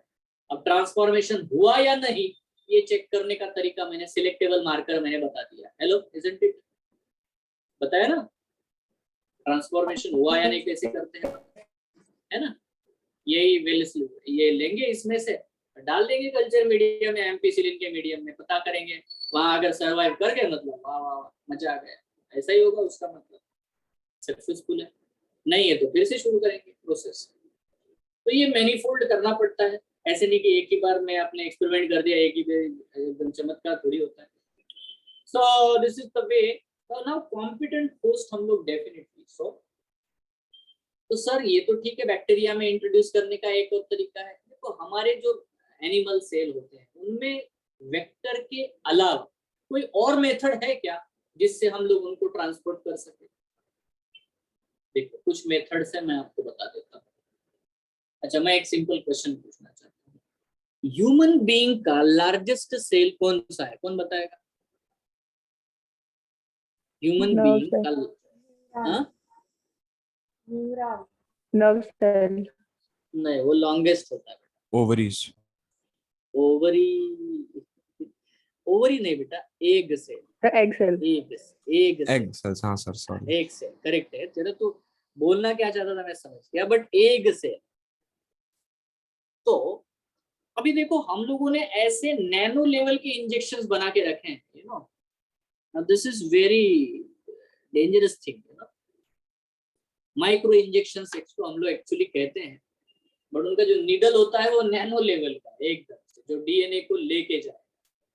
तो आपने इस सिरिंज में, है ना, रिकॉम्बिनेंट डीएनए बना करके रखे हुए हैं, और ये नीडल जो बना है एकदम नैनो लेवल का, एकदम फाइन पोर्स वाला, और आपने एक फोल्डिंग पैलेट बनाया हुआ है। आप समझो ये सब कुछ हम माइक्रोस्कोप में देख के करते हैं। और ये है बेटा एग सेल, जो रेड कलर का आपको दिखाई दे रहा है। हेलो, हाँ ठीक है। तो ये जो एग सेल है, इसके न्यूक्लियस के अंदर हम इंजेक्शन करते हैं। इंजेक्ट जो रिकॉम्बिनेंट डीएनए, डायरेक्ट डीएनए को हम लोग बेटा अंदर तक इंजेक्शन से पोर कर देते हैं। आप सी टेक्नोलॉजी कहां तक है। पहले तो आपको एग सेल दिखता नहीं, तो हम उसको देखने का इंतजाम, उसको होल्ड करके रखने का इंतजाम, उसमें, है ना, जा सके उतने छोटे सेल, मतलब उतना छोटा सा सिरिंज उसको बना करके, हाउ वी डू दैट, है ना। तो इसीलिए ये, है ना, बहुत इंपॉर्टेंट चीज है। तो माइक्रो इंजेक्शन हम लोग यूज करते हैं। Recombinant DNA is directly injected into nucleus of an animal cell. Now अगर क्वेश्चन आया कि कौन सा सेल यूज होगा रे किसी भी ऑर्गेनिज्म का? Egg cell. क्योंकि आप किसी भी ऑर्गेनिज्म में, एनिमल में देखोगे, उनके बॉडी में सबसे बड़ा सेल एग सेल ही होता है। हेलो, क्लियर है क्या? समझ रहे हो ना? अभी देखो एक और बढ़िया मेथड है, दूसरी एक अलग ही मेथड, जिसमें जीन गन मैंने बताया ना, because it is the largest cell. Second, because that egg cell will be converted into the zygote, और उसी से नया ऑर्गेनिज्म बनेगा। इसीलिए हम लोग एग सेल को ही सिलेक्ट करते हैं। एक सेल बड़ा है इसलिए उसमें इंजेक्ट कर पाना आसान है। दूसरा, ठीक है, उसी एग सेल से ज़ाइगोट बनेगा और ज़ाइगोट से नया ऑर्गेनिज्म बनेगा। तो जो आप इंट्रोड्यूस करना चाहते हो उससे नया ऑर्गेनिज्म में वो जाएगा। Is it clear? हेलो, है ना? तुम्हारे क्वेश्चन का आंसर मिला, why the egg cell. Second, biolistic gene gun method. हमने क्या किया है, आप देख सकते हो, एक ऐसा यहाँ पे आप देख सकते हो, this is an gene gun, this is gun. Now इसके अंदर हम लोग बहुत ही छोटे, बिल्कुल, है ना, नैनो पार्टिकल्स रखते हैं बेटा। किस चीज पे? गोल्ड पे या टंगस्टन पे। ठीक है, पहले तो हम माइक्रो लेवल के पार्टिकल्स, आजकल हमारी टेक्नोलॉजी बढ़ चुकी है तो हम नैनो लेवल के पार्टिकल्स बनाते हैं, और उनके ऊपर हम रिकॉम्बिनेंट डीएनए को चिपका देते हैं। ठीक है, अब यहाँ पे कोई पर्टिकुलर सेल हम लोग लेते नहीं है, एंटायर टिश्यू। अब आप देख सकते हो इस डायग्राम में, एक लीफ है एक लीफ है, उस लीफ को पेट्री प्लेट के अगेंस्ट पकड़ा है और उसमें डायरेक्टली बेटा यहाँ पे वो है ना शूट कर रहा है, hello bombarding, hello Yes, sir. Cells are bombarded with the high velocity. तो आगे वाले जो टिश्यूज होते हैं वो डैमेज हो जाएंगे क्योंकि बहुत स्पीड से जा रहा है ना, वेलोसिटी बहुत ज्यादा। बट है ना, जैसे जैसे वो डीप में जाएगा कहीं ना कहीं बहुत सारे सेल्स के न्यूक्लियस पे बेटा हमारा डीएनए पहुंच जाता है। दैट सेट आर और कुछ ना कुछ हम लोग टिश्यू कल्चर में फिर उसको डाल देंगे क्योंकि प्लांट सेल का टिश्यू कल्चर किया जा सकता है। किसी भी पार्ट से हम लोग नया प्लांट बना सकते हैं। तो हम लोग बेटा फिर इसको जीन गन मेथड को बढ़िया से हम लोग this method is suitable for the plant. तो हम लोग प्लांट्स में बायोलिस्टिक मेथड जो है वो यूज करते हैं। खास करके ज्यादा करके एनिमल्स में हम लोग यूज नहीं करते।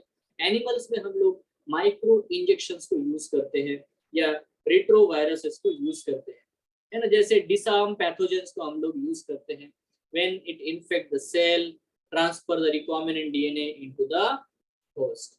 हम लोग वेक्टर वगैरह बनाने के बजाय हम उस डायरेक्टली वायरसेस वगैरह जो होते हैं उनमें बेटा डायरेक्टली हम अपना जीन अटैच करा देते हैं, उसको सेट कर देते हैं। Spleen cells can be used for animals. Why? Question ने समझाया। स्प्लीन सेल क्यों कहाँ पे रिप्रोड्यूस करते हैं यार?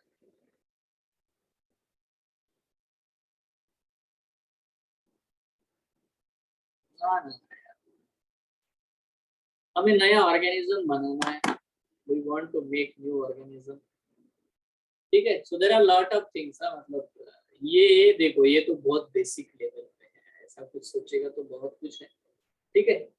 सो द सेल्स, इस तरह से बेटा कुछ मेथड्स है जिनको हम लोग यूज कर सकते हैं for the more higher level. Now आपको जो भी मैंने बताया अभी तक वो सारे टूल्स थे बेटा, टूल्स है ना। क्या क्या साधन यूज करोगे, क्या टूल्स यूज करोगे, रेस्ट्रिक्शन एंजाइम्स का कंसेप्ट, वेक्टर का कंसेप्ट, उसके साथ साथ बेटा होस्ट का कंसेप्ट, ठीक है।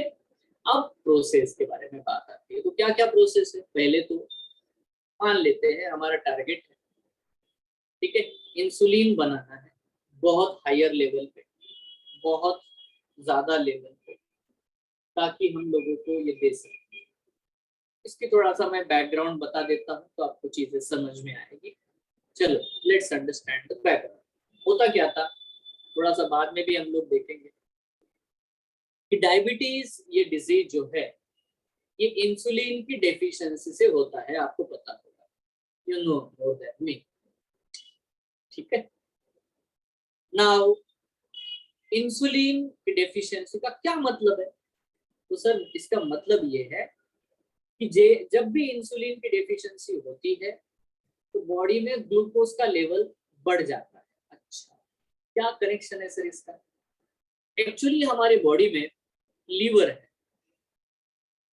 लीवर है ना, ब्लड में जो भी ग्लूकोज है उसको ग्लाइकोजन में कन्वर्ट कर दिया जाता है ना, ये पॉलीसेकेराइड ग्लूकोज को जोड़, और ये ग्लाइकोजन लीवर में स्टोर किया जाता है। Is it clear? नाउ ये काम कौन करेगा? तो ये काम कर सकता है इंसुलिन। अच्छा सर, इसका मतलब ब्लड में ग्लूकोज का लेवल नहीं बढ़ने देगा।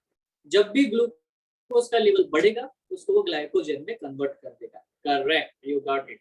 नाउ मान लो अगर बेटा इंसुलिन ना हो तो हाँ सर प्रॉब्लम है, ब्लड में ग्लूकोज का लेवल बढ़ेगा, ग्लूकोज की विस्कोसिटी बढ़ेगी, सॉरी ब्लड की विस्कोसिटी बढ़ेगी, और अगर ब्लड की विस्कोसिटी बढ़ेगी तो यार ब्लड प्रेशर डैमेज होगा। ब्लड प्रेशर में, हार्ट में, हर जगह पे बेटा वहां पे प्रॉब्लम होगा, ग्लूकोमा होगा, है ना, सब जगह बेटा ग्लूकोज जमा होगा, इवन चींटियां लग जाएगी, ठीक है, ants will be there on the body, ठीक है। So that is what the point we have to understand. Lot of problems will occur, धीरे धीरे धीरे धीरे होता है, but we have to understand sir insulin क्यों नहीं बन रहा? ऑब्वियसली क्योंकि बेटा इंसुलिन का जीन काम नहीं कर रहा है। ओ, इंसुलिन का जीन काम नहीं कर रहा है। कहाँ होता है सर इंसुलिन का जीन? तो हमारे बॉडी में पैनक्रियाज नाम का एक ऑर्गन है, उसमें होता है। तो हमने क्या तकनीक यूज की पता है? पिग, कैटल्स, डॉग, इनके पैनक्रियाज बेटा काट काट करके निकाले, उनसे इंसुलिन निचोड़ा, उसका मेडिसिन बनाया और डायबिटिक पेशेंट्स को टोचना शुरू कर दिया। बताओ, अब इसमें मोरल कॉम्प्लिकेशंस है, रिलीजियस कॉम्प्लिकेशंस है, सबसे बड़ा साइंटिफिक कॉम्प्लिकेशन है। वो क्या है? ये जो दूसरे एनिमल का इंसुलिन होता है, हमारे इंसुलिन जैसा काम नहीं करता। बहुत से लोगों को उसकी एलर्जी हो रही है। यार ये तो गड़बड़। तो क्या करें फिर? तो क्या हम लोग ह्यूमन इंसुलिन को ही कहीं बाहर बहुत ज्यादा अमाउंट में बना सकते हैं, जिससे हम इंजेक्शन बनाए? क्योंकि आप ह्यूमन का पैनक्रियाज निकाल करके निचोड़ नहीं सकते, नहीं तो गड़बड़ हो जाएगी। एक ह्यूमन को बचाने के लिए दूसरे ह्यूमन को थोड़ी आप लोग गड़बड़ करोगे, तो वो ऐसा कुछ नहीं हो सकता। So how to do it? So we use this one. We isolated the genetic material DNA from the pancreas. Hello, फिर उससे बेटा हमने इंसुलिन का जीन कट करके निकाल दिया। उसी इंसुलिन जीन के बहुत सारे कॉपीज बनाए by a method called as the PCR, polymerase chain reaction. ये मैं पढ़ाऊंगा आपको कैसे होता है, how you can make the DNA copies in machine. ठीक है? So in vitro तो एम्प्लीफिकेशन कर दिया हमने, बहुत सारे कॉपीज बनाए। तो ये जो डीएनए है इंसुलिन के, जो बहुत सारी कॉपीज बनाए, उनको एक पर्टिकुलर वेक्टर में अटैच कर दिया। Hello, are you getting this? Vector में अटैच कर दिया। नाउ इस वेक्टर को पर्टिकुलर बैक्टीरिया में डाल दिया, एस्चेरिचिया कोलाई में। अब वहां पे वो बैक्टीरिया भी मल्टीप्लाई हो रहा है, उसके अंदर हमारा जीन भी मल्टीप्लाई हो रहा है, प्लाज्मिड भी मल्टीप्लाई हो रहा है। इस तरह से बेटा बहुत सारे इंसुलिन जीन बन रहे हैं। और सबसे मजेदार बात कि बैक्टीरिया इंसुलिन बना रहा है, बट बैक्टीरिया को इंसुलिन का कोई काम ही नहीं है।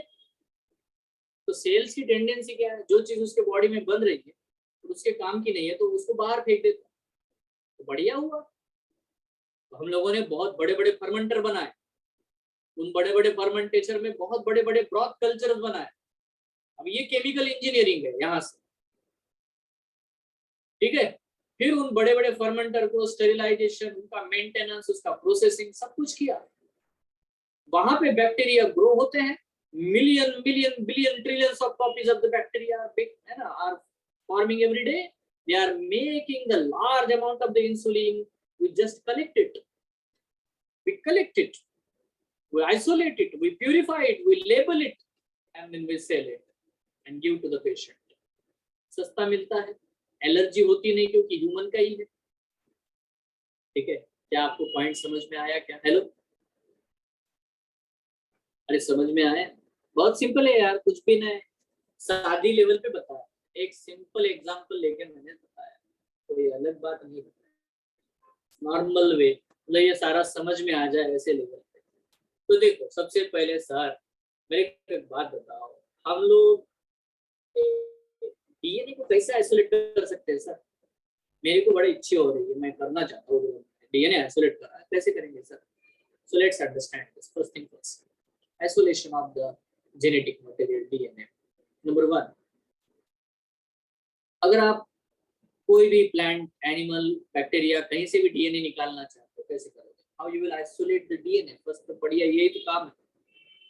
तो देखो, प्लांट होगा तो सेल वॉल से कवर है, एनिमल है, सेल है तो नहीं है उसके ऊपर सेल वॉल।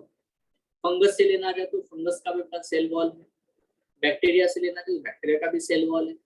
तो पहले सेल वॉल को डाइजेस्ट करना पड़ेगा। हेलो, बात समझ में आ रही है? तो सेल वॉल को डाइजेस्ट करने के लिए एंजाइम्स यूज करेंगे, जैसे बैक्टीरिया के लिए लाइसोजाइम, प्लांट्स के लिए सेल्यूलेज और फंगस के लिए काइटिनेज। ठीक है, इनको हम फोड़ना शुरू करते हैं। ठीक है ना, उसके बाद क्या करेंगे सर? Cell is broken. अब एक बार सेल वॉल अगर निकाल दिया तो यार, तो सेल तो खुला हो गया, खुली किताब हो गई, है ना, क्योंकि प्लाज्मा मेम्ब्रेन तो फ्रजाइल है, ज्यादा कुछ उसमें ये नहीं, स्टेबिलिटी नहीं है। तो फिर हमने क्या किया? Cell is broken to the release DNA, उसका होमोजेनाइज मिक्सचर बना लेते हैं उस सेल का, and other macromolecules, RNA, proteins, polysaccharide हम लोग आइसोलेट कर सकते हैं। सो फ्रैगमेंटेशन, डिस्टिलेशन, बहुत सारी प्रोसेस है बेटा, जिनसे हम लोग केमिकल्स को, मॉलिक्यूलर वेट और ये सब इसके लिए, इसके ऊपर भी हम लोग सेपरेट कर सकते हैं. So there are lot of techniques are there. I am not going to discuss that, but इससे डेफिनेटली बेटा हमें डीएनए मिलेगा. नाउ अब आपको एक चीज देखने को मिलेगी यहाँ पे, है ना, यहाँ डायग्राम में आप देख सकते हो DNA that separate out can be removed by the spooling. यहाँ पे आपको एक वर्ड दिखाई दे रहा है that is called the spooling. कैसे करते हैं, चलो नेक्स्ट. जीन्स मतलब DNA are intertwined with the protein such as histones, क्योंकि डीएनए के साथ हमेशा हिस्टोन होता ही है. RNA is removed by treating with the ribonuclease. Proteins are removed by the treating with the protease. तो आपको कुछ करना नहीं है, जो भी सेल का सॉल्यूशन है उसमें कार्बोहाइड्रेट्स डाल दो तो कार्बोहाइड्रेट डाइजेस्ट हो जाएंगे. लाइपेजेस डाल दो तो लिपिड डाइजेस्ट हो जाएंगे. प्रोटीएजेस डाल दो तो प्रोटीन डाइजेस्ट हो जाएंगे. राइबोन्यूक्लियस है ना, आरएनएस डाल दो तो आरएनए डाइजेस्ट हो जाएंगे. बचेगा क्या? What will remain? डीएनए. ठीक है, तो जो भी सॉल्यूशन है उसमें डीएनए बचेगा. अब आपको करना क्या है, उसको बेटा चिल्ड इथेनॉल उसमें डालो जिसमें भी हमारा डीएनए है, बाकी तो डाइजेस्ट हो गया. ठीक है, इस टेस्ट ट्यूब में सब कुछ डाइजेस्ट हो गया, बस अब उसमें डीएनए कंटेंट बाकी है, तो उसमें चिल्ड इथेनॉल डालो. ठीक है, and is added purified DNA precipitate as the threads in suspension. तो होता क्या है, चिल्ड इथेनॉल, क्योंकि कोल्ड, एकदम कोल्ड टेम्परेचर में किसी भी चीज का, ठीक है, प्रेसिपिटेशन होने के चांसेस होते हैं. ठीक है, अभी इथेनॉल का थोड़ा सा केमिकल रिएक्शन है वहां पे, बट उसको मैं डिस्कस नहीं करूंगा. थोड़ा सा बस इसको ऐसे ही समझो कि चिल्ड इथेनॉल इस तरह से इंटरेक्ट करता है कि डीएनए ऑटोमेटिकली बेटा प्रेसिपिटेट होने लगता है. मतलब उसके ग्रैन्यूल्स बन जाते हैं और वो एक जगह जमा हो जाता है ना. इसके डीएनए के प्रेसिपिटेट्स बनते हैं और ये जो प्रेसिपिटेट है, व्हाइटिश कलर के प्रेसिपिटेट जो है, इस तरह से जो है आपको दिखाई देने लगेंगे. अब ये बहुत ज्यादा टिश्यू लेना पड़ता है, इतना बढ़िया अगर स्कूलिंग कराना है तो सैंपल जो है बहुत ज्यादा होना चाहिए. ऐसा नहीं कि बस एक दो सेल उठा लिया, सो वैसे नहीं होता. So chilled ethanol is added purified DNA precipitated as a fine threads in the suspension. इस तरह से बेटा आपको फाइन थ्रेड्स ऑफ डीएनए मिलते हैं, है ना. स्कूलिंग करने से वो जो आता है लूप आता है, ये आपको लूप दिखाई दे रहा है, उसको टेस्ट ट्यूब में इंट्रोड्यूस करो और उसको गोल गोल गोल गोल गोल गोल गोल गोल ऐसे घुमाते रहो. तो वो जो भी प्रेसिपिटेट है उसको, क्योंकि वो चिपचिपे होते हैं तो वो चिपक जाते हैं और वो बिल्कुल थीन फाइबर जैसा निकलता है. उसमें बहुत ज्यादा डीएनए है, एक सिंगल ऐसा नहीं, बहुत ज्यादा डीएनए है उसमें, तभी ये इतना ज्यादा दिख रहा है जो इमेज में, फोटो में दिखाया जा रहा है. और जिसने भी ये किया होगा, जो फोटो में दिखाया जा रहा है, ठीक है, ये बहुत जबरदस्त प्रोफेशनल है ना, है जिसने ये एक्सपेरिमेंट बहुत बार किया हुआ है. नहीं तो इतना ज्यादा सैंपल बेटा नहीं मिल पाता है डीएनए का. ठीक है, सो ये चीज है जो हमें समझनी है. That's it. तो ये है बेटा चिल्ड इथेनॉल वाला आपको क्वेश्चन आ सकता है. That is only thing you have to understand, बाकी कुछ नहीं है. क्या आपको यहाँ तक क्लियर है बेटा कंसेप्ट?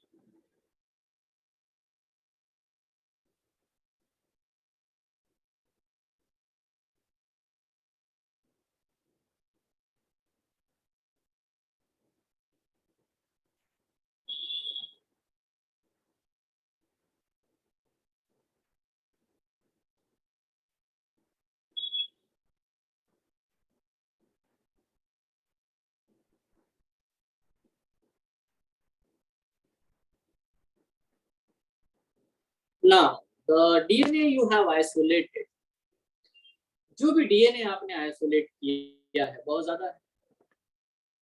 अब उसमें से हमें पूरा डीएनए तो चाहिए नहीं ना यार. हमें क्या चाहिए? सिर्फ इंसुलिन का जीन चाहिए, करेक्ट है ना. हमें पूरा डीएनए थोड़ी चाहिए. हेलो, अरे समझ रहे हो, मुझे पूरा डीएनए थोड़ी चाहिए. नहीं, मुझे पूरा डीएनए नहीं. हाँ, डीएनए तो मैंने निकाल लिया, बट वो तो इनिशियल से स्टेप है.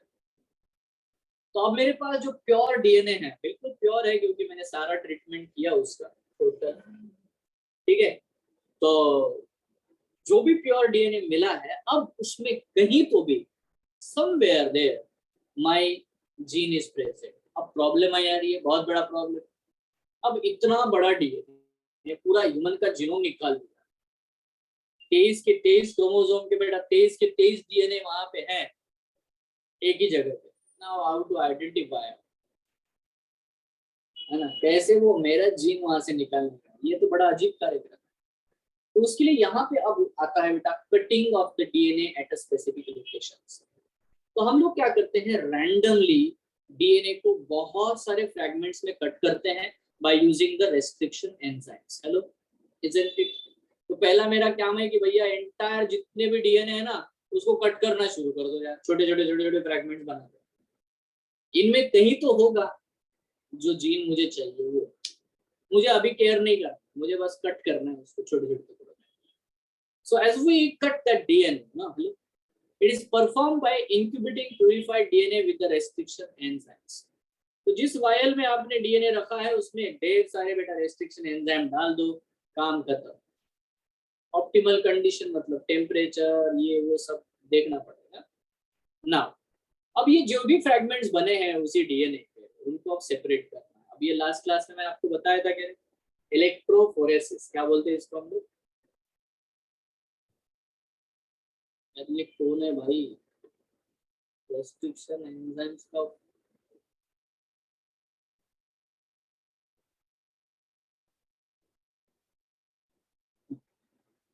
लास्ट क्लास में नहीं था क्या बेटा?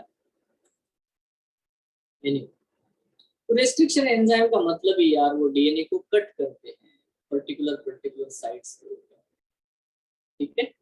तो रेस्ट्रिक्शन एंजाइम का मतलब एक्चुअली मैंने समझाया था लास्ट क्लास में कि वो रेस्ट्रिक्ट करते हैं वायरल ग्रोथ को, तभी वो ज्यादा हो जाएगा। नाउ ओके, तो डीएनए के बहुत सारे फ्रैगमेंट्स बनेंगे, रैंडम फ्रैगमेंट्स बनेंगे। नाउ ये जो डीएनए के रैंडम फ्रैगमेंट्स है इनको आप सेपरेट करोगे on basis of their molecular weight, on the basis of their sizes. Hello, ठीक है, उनके जो मॉलिक्यूलर वेट है, उनका जो साइज है, उसके बेसिस पे बेटा हम लोग डीएनए को सेपरेट करते हैं। तो क्या ये चीज मैंने आपको समझाई थी क्या? हेलो बच्चों, है ना। तो इलेक्ट्रोफोरेसिस होगा। इलेक्ट्रोफोरेसिस एक प्रोसेस है। एगारो जेल में आपको ये सारे वेल्स बना बना करके बेटा डाल देने हैं। आपको रैंडमली बहुत सारे डीएनए के फ्रैगमेंट्स मिलेंगे, छोटे बड़े बहुत सारे फ्रैगमेंट मिलेंगे, है ना, because DNA is a negatively charged, it will move toward the positively charged electrode. Okay, so you will get lot of different sizes and a lot of different fragments of this DNA, ठीक है। सो इसको ही हम लोग electrophoresis कहते हैं, ये मैंने आपको पहले समझाया है। So DNA fragments are separated according to their size, ठीक है, on the agarose gel. Smaller size the fragment move the fastest. यहाँ पे देखो, जो बहुत दूर चला गया वो छोटा है, सबसे छोटा है, जो पीछे ही रह गया वो बेटा सबसे बड़ा है, ठीक है। ऐसे आपको बहुत अलग अलग साइज के फ्रैगमेंट्स मिलेंगे। The process is repeated with the vector DNA also. यही काम बेटा हम लोग वेक्टर डीएनए के साथ भी करते हैं, ठीक है, यही चीज हम लोग करते हैं। The cut out genes of interest from source DNA and cut vector are mixed in and ligase is added, this create the recombinant DNA. Now यहाँ पे इतना डायरेक्ट लिखा है ना, यहाँ पे आपको थोड़ा ध्यान से समझना है। मैं radio active DNA probe use करता हूँ। प्रोब, ये वर्ड आप थोड़ा ध्यान से समझो बच्चों। प्रोब का मतलब है कि वो ऐसा डीएनए का छोटा सा सिंगल स्ट्रैंडेड टुकड़ा होता है जो कि इंसुलिन के जीन के लिए कॉम्प्लीमेंटरी है। तो इंसुलिन का जीन का जो भी सीक्वेंस होगा ना बच्चों, इंसुलिन के जीन का जो भी सीक्वेंस होगा उसके जैसा ही सीक्वेंस वाला बेटा मैंने छोटा सा डीएनए बना के रखा हुआ है, ठीक है। और तो ये वाला जो डीएनए है ना, इसको मैंने रेडियो एक्टिव लेबल लगा के रखा हुआ है। तो जैसे ही ये जाके वहां चिपक जाएगा, मुझे समझ में आएगा कि कौन सा फ्रैगमेंट एक्चुअली, कौन से फ्रैगमेंट में जीन ऑफ इंसुलिन प्रेजेंट है, मुझे पता चल जाएगा, ठीक है। जैसे ही मुझे ये पता चल जाएगा, क्योंकि ये प्रोब वहीं जाकर के अटैच होगा जहाँ पे जीन ऑफ इंसुलिन प्रेजेंट है। Hello, are you getting this? है ना, डिटेक्टर है यार ये। प्रोब मतलब छोटा सा सीक्वेंस ऑफ डीएनए जो बिल्कुल कॉम्प्लीमेंटरी है to the sequence of the insulin. पर जैसे बेटा ये प्रोब डालेंगे हम लोग, तो वो कहीं ना कहीं जाकर के अटैच हो जाएगा डीएनए को। तो जहां पे अटैच हो जाएगा मुझे समझ में आ जाएगा कि वहां पे ही मेरा इंसुलिन का जीन प्रेजेंट है। तो वो वाले पोर्शन को मैं निकाल लूंगा, है ना, उतने पोर्शन को मैं निकाल लूंगा। और वो जो पोर्शन है, मैंने लास्ट क्लास में इल्यूशन ये बताया था, है ना, जेल से हम लोग उतना पोर्शन कट करके निकाल लेते हैं, और वो जो कटेड पोर्शन है उसको मैं वेक्टर के साथ में जोड़ दूंगा और उससे बन जाएगा बच्चों रिकॉम्बिनेंट वेक्टर। हेलो, क्लियर है यहाँ तक बच्चों? यहाँ तक क्लियर है क्या? Yes sir. है ना। अब क्या है, अब होता क्या है बच्चों कि अगर कम सैंपल है और कम हो तो क्या होता है, प्रॉब्लम होती है। तो हम लोग ये हमेशा कोशिश करते हैं कि जो भी डीएनए का सैंपल है ना, अभी इंसुलिन का जीन निकाला है ना, तो उसके मैं मिलियंस ऑफ कॉपीज बना लूं, ये मैं कोशिश करता हूँ। इसीलिए मैं एम्प्लीफिकेशन कराता हूँ जीन ऑफ इंटरेस्ट का by using the PCR technique. ठीक है, तो ये आती है पीसीआर मशीन। इसके अंदर अगर हम लोग वो जीन चाहे तो उसकी बहुत सारी कॉपीज बनाते हैं।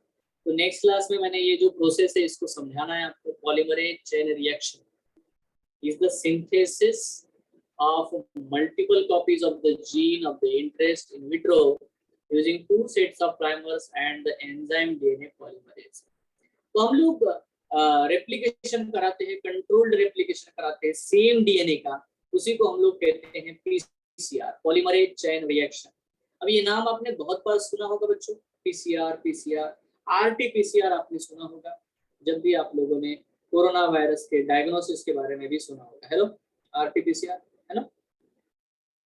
That will study primers are small chemically synthesized oligonucleotides that are complementary to the region of the DNA.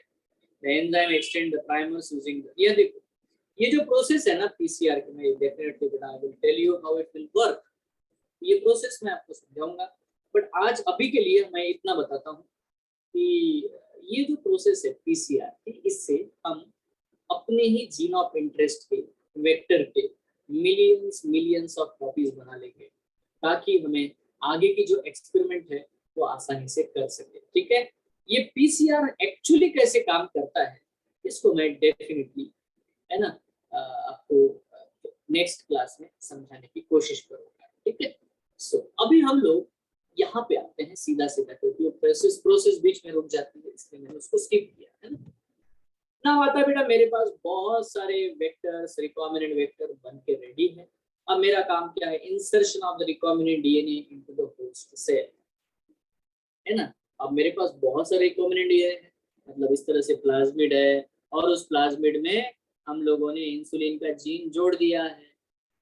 ठीक है, इंसर्शनल इनएक्टिवेशन वगैरह सब सिलेक्टेबल मार्कर वगैरह के साथ में। ठीक है, यूजिंग एनी मेथड। अब आपके पास बहुत सारे मेथड, रियो वायरस, रिट्रो वायरस, जाने क्या क्या है ना। The ligated DNA is introduced into recipient cell। Host cell में आप डाल सकते हो, आपको कौन से होस्ट में उसको इंट्रोड्यूस करना है उसका, है ना, सोच के ही आपको वैसा मेथड यूज करना पड़ेगा। They take up DNA from its surrounding, transformation करना चाहते हो, ट्रांसडक्शन करना चाहते हो, एग्रोबैक्टीरियम मेडिएटेड ट्रांसफर करना चाहते हो, रिट्रोवायरस मेडिएटेड ट्रांसफर करना चाहते हो, है ना, या तो biolistic method, Jhingan, micro injection. ये डिपेंड करता है कि होस्ट क्या है, कौन से होस्ट में आप एक्चुअली इंट्रोड्यूस करना चाहते हो, उसके तरह से हम लोग मेथड यूज करेंगे, ट्रांसपोर्ट का मेथड यूज करेंगे। ठीक है, now if a recombinant DNA bearing ampicillin resistant gene is transferred into E. coli cell, the host cell become ampicillin resistant। तो ये चीज मैंने आपको समझाई है, क्योंकि अगर वेक्टर बैक्टीरिया में चला गया और उस वेक्टर में एम्पिसिलिन रेजिस्टेंट जीन है, ऑब्वियसली बेटा वो बैक्टीरिया भी एम्पिसिलिन रेजिस्टेंट हो जाएगा, और उससे हमें 100% पता चल जाएगा कि हमारा जो रिकॉम्बिनेंट डीएनए है उसके अंदर जा चुका है, होस्ट में जा चुका है, और पूरी तरह से बेटा हम लोग फिर उनकी मल्टीपल कॉपीज बनाएंगे। अब आप यहाँ पे एक चीज नोटिस करो, एम्प्लीफिकेशन, टू फोल्ड एम्प्लीफिकेशन होता है। पहला, ये जो प्लाज्मिड है अंदर जाने के बाद ये अपनी कॉपीज बनाना शुरू करता है, तो प्लाज्मिड जितनी कॉपीज बनाएगा उतने ही बेटा इंसुलिन की भी कॉपीज बनाएंगे, इंसुलिन जीन की भी कॉपीज बनेंगी। और एक चीज, ये बैक्टीरिया भी डिवाइड होता रहता है, 2 से 4, 4 से 8, 8 से 2 ऐसे बेटा। मतलब देखो नंबर ऑफ बैक्टीरिया भी बढ़ रहे हैं और एक एक बैक्टीरिया में नंबर ऑफ प्लाज्मिड भी खुद भी रेप्लिकेशन कर रहे हैं, तो क्या हो जाता है, डबल एम्प्लीफिकेशन। बहुत ज्यादा अमाउंट में बेटा इंसुलिन का जीन बनेगा वहां पे, ठीक है, और बहुत ज्यादा अमाउंट में, लार्ज स्केल अमाउंट में बेटा हम लोगों को इंसुलिन मिल सकता है। Is it clear? Hello, clear है क्या? यहाँ पे क्लियर है? हाँ सर। अरे कहानी समझ में आई भैया? कहानी समझ में आई क्या? नाउ आता है बच्चों obtaining the foreign gene product. क्या बेटा? नहीं सर ठीक है, समझा।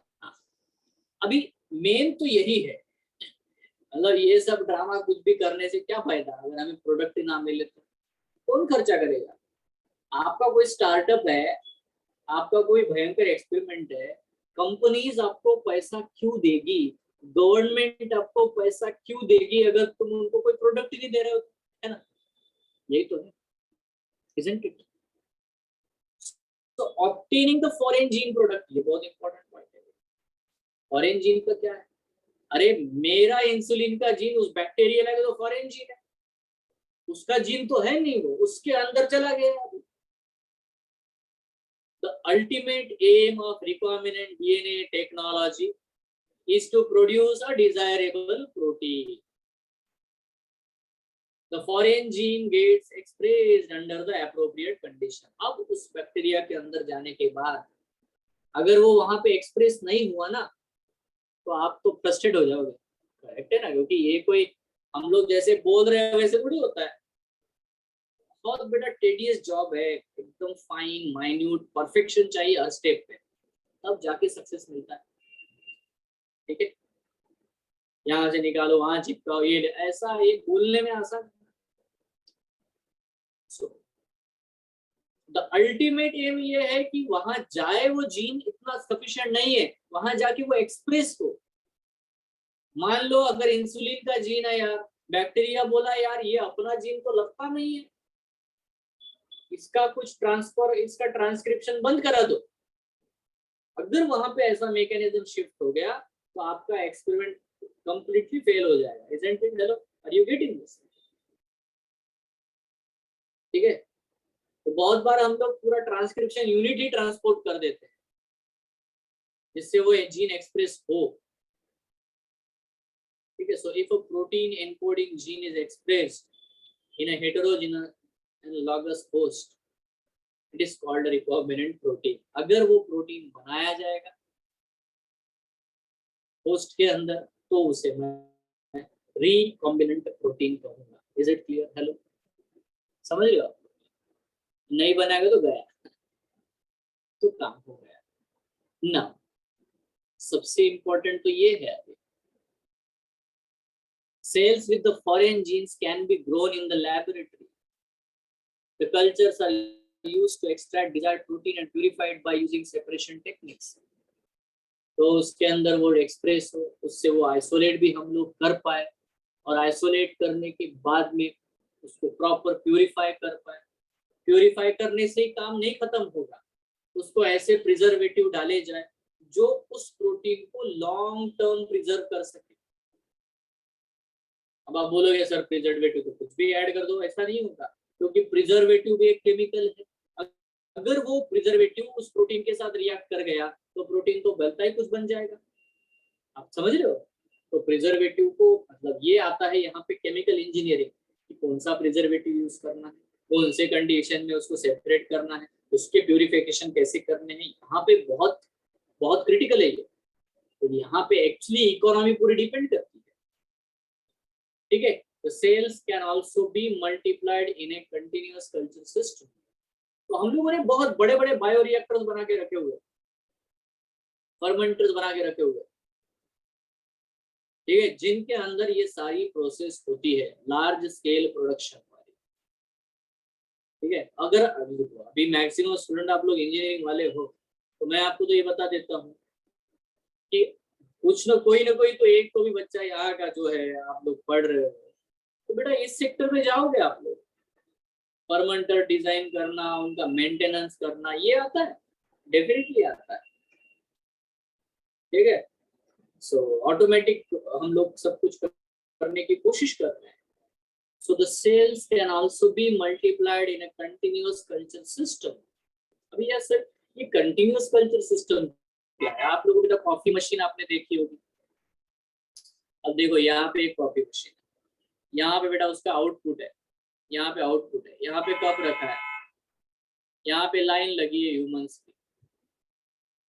एक जन आता है, बटन दबाता है, कॉफी निकलती है, उठाता है, लेके जाता है, दूसरा कप लगाओ, तो आउटपुट चल रहा है। अगर यही चलता रहा तो बेटा इसके अंदर जो भी मटेरियल है वो खत्म हो जाएगा। Hello, isn't it? अरे होगा कि नहीं? हाँ सर।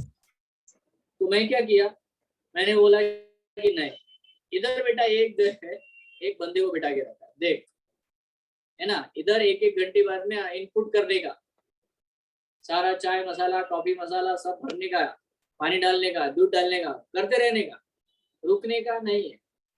मतलब देखो इनपुट भी चालू है, आउटपुट भी चालू है, कंटिन्यूअस कल्चर है भाई ये। अरे कितने लोगों को समझ में आया?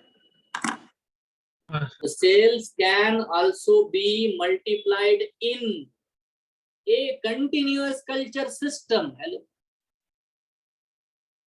आप बैक्टीरिया ला रहे हो, डाल रहे हो, वहां पे कल्चर हो रहा है, प्रोडक्ट आ रहा है, निकाल के लेके चल रहा है, वो रुकता नहीं है।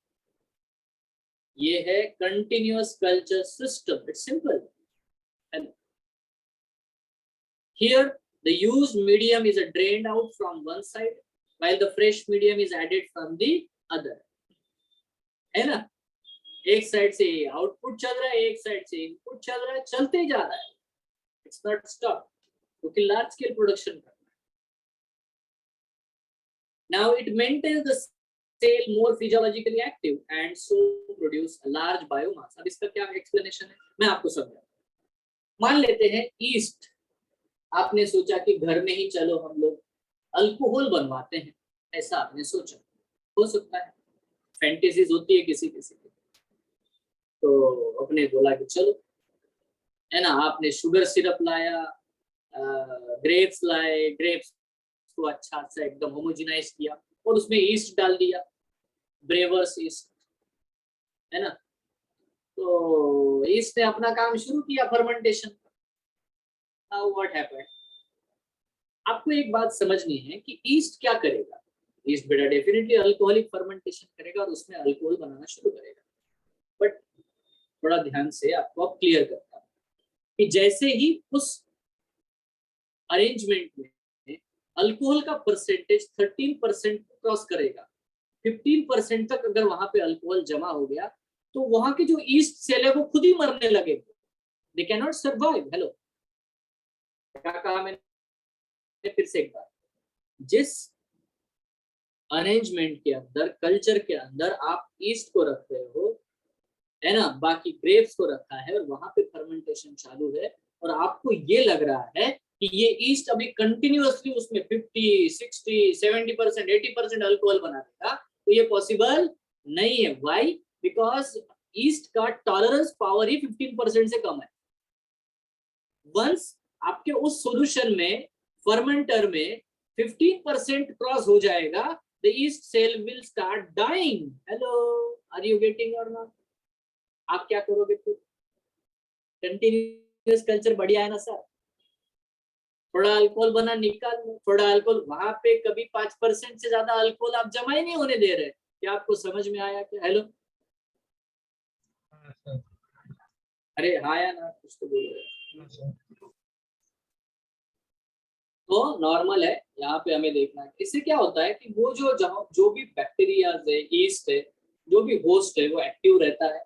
उसके आजू बाजू में अगर कोई टॉक्सिक सब्सटेंस अगर जमा हो गए ना, तो फिर वो काम करना बंद कर देते हैं, और आपका जो भी लार्ज स्केल प्रोडक्शन करने का जो सपना है, ठीक है, बायोमास लार्जर अमाउंट में, वो नहीं हो पाएगा। ठीक है, तो कंटिन्यूअस कल्चर करने से बहुत ज्यादा डिजायर्ड प्रोटीन्स हमें मिलते हैं। It is more desired proteins. I hope it's a very clear to all. Hello, isn't it? समझ रहे हो बेटा? अरे आवाज आ हाँ। रही है ना? हाँ सर। तो बहुत सारे अलग अलग प्रकार के बायोरिएक्टर्स होते हैं। ये एक छोटा वाला यहाँ पे मैंने दिखा रहा हूँ, ठीक है। So, ये तो है ना, ये बायोरिएक्टर्स है। ये रिएक्टर्स डिजाइन किए गए हैं बेटर से बेटर इंजीनियरिंग मॉडल से, बेटा आप देख सकते हो, ठीक है। तो इनके अंदर temperature, air, pH, buffer system सब कुछ होता है। Input devices, output devices, automatic control systems, ठीक है, एवरीथिंग इज देयर अंदर बेटा। बहुत बेहतर से बेहतर रोटर्स, ठीक है, stirrers, all these are added. You have to understand this, you know. So these are the vessels actually in which the raw materials are biologically converted into a specific product, ठीक है, enzymes etc. So using microbial, plant, animal और human cell, कोई भी आप अलग अलग fermenter से बढ़िया बढ़िया से एकदम डिजाइन है, वहां पे बेटा आप है ना इनको कल्चर कर सकते हो। इवन ह्यूमन सेल्स को कल्चर करने वाले बायोरिएक्टर्स हमने डिजाइन किए हुए हैं, ठीक है। ऐसा कुछ भी नहीं है, lot of different types of the bioreactors conditions manage करते हैं, है ना। अभी इनका काम ही ये है कि वो लार्ज स्केल प्रोडक्शन कर सके। 100 to 1000 litres of cultures can be processed एक साथ, ठीक है, ये किया जा सकता है। और वो पूरा ग्रोथ, ऑप्टिमल ग्रोथ कंडीशन को मेंटेन करते हैं, जैसे कि temperature, pH, substrate, salts, vitamins, oxygen, क्योंकि हमें डिजायर प्रोडक्ट लार्ज स्केल में चाहिए, डैमेज नहीं चाहिए, ठीक है। क्योंकि देखो इससे बहुत लोग पैसा कमाएंगे, बड़ी बड़ी कंपनियां इनकी, फार्मेसीज, मेडिसिन, ये वो, एंटीबायोटिक्स, विटामिन्स, आप लोग इतने सारे विटामिन्स की टैबलेट अगर देखे होंगे, लोग खाते रहते हैं, बी कॉम्प्लेक्स एंड ऑल, ये कहाँ से आता है इतना सारा? सोचा है कभी क्या किसी प्लांट को निचोड़ करके उसका विटामिन निकाल करके देते हैं क्या हमको? ना बाबा, ऐसा नहीं है ना, ये ऐसा नहीं होता, करेक्ट है।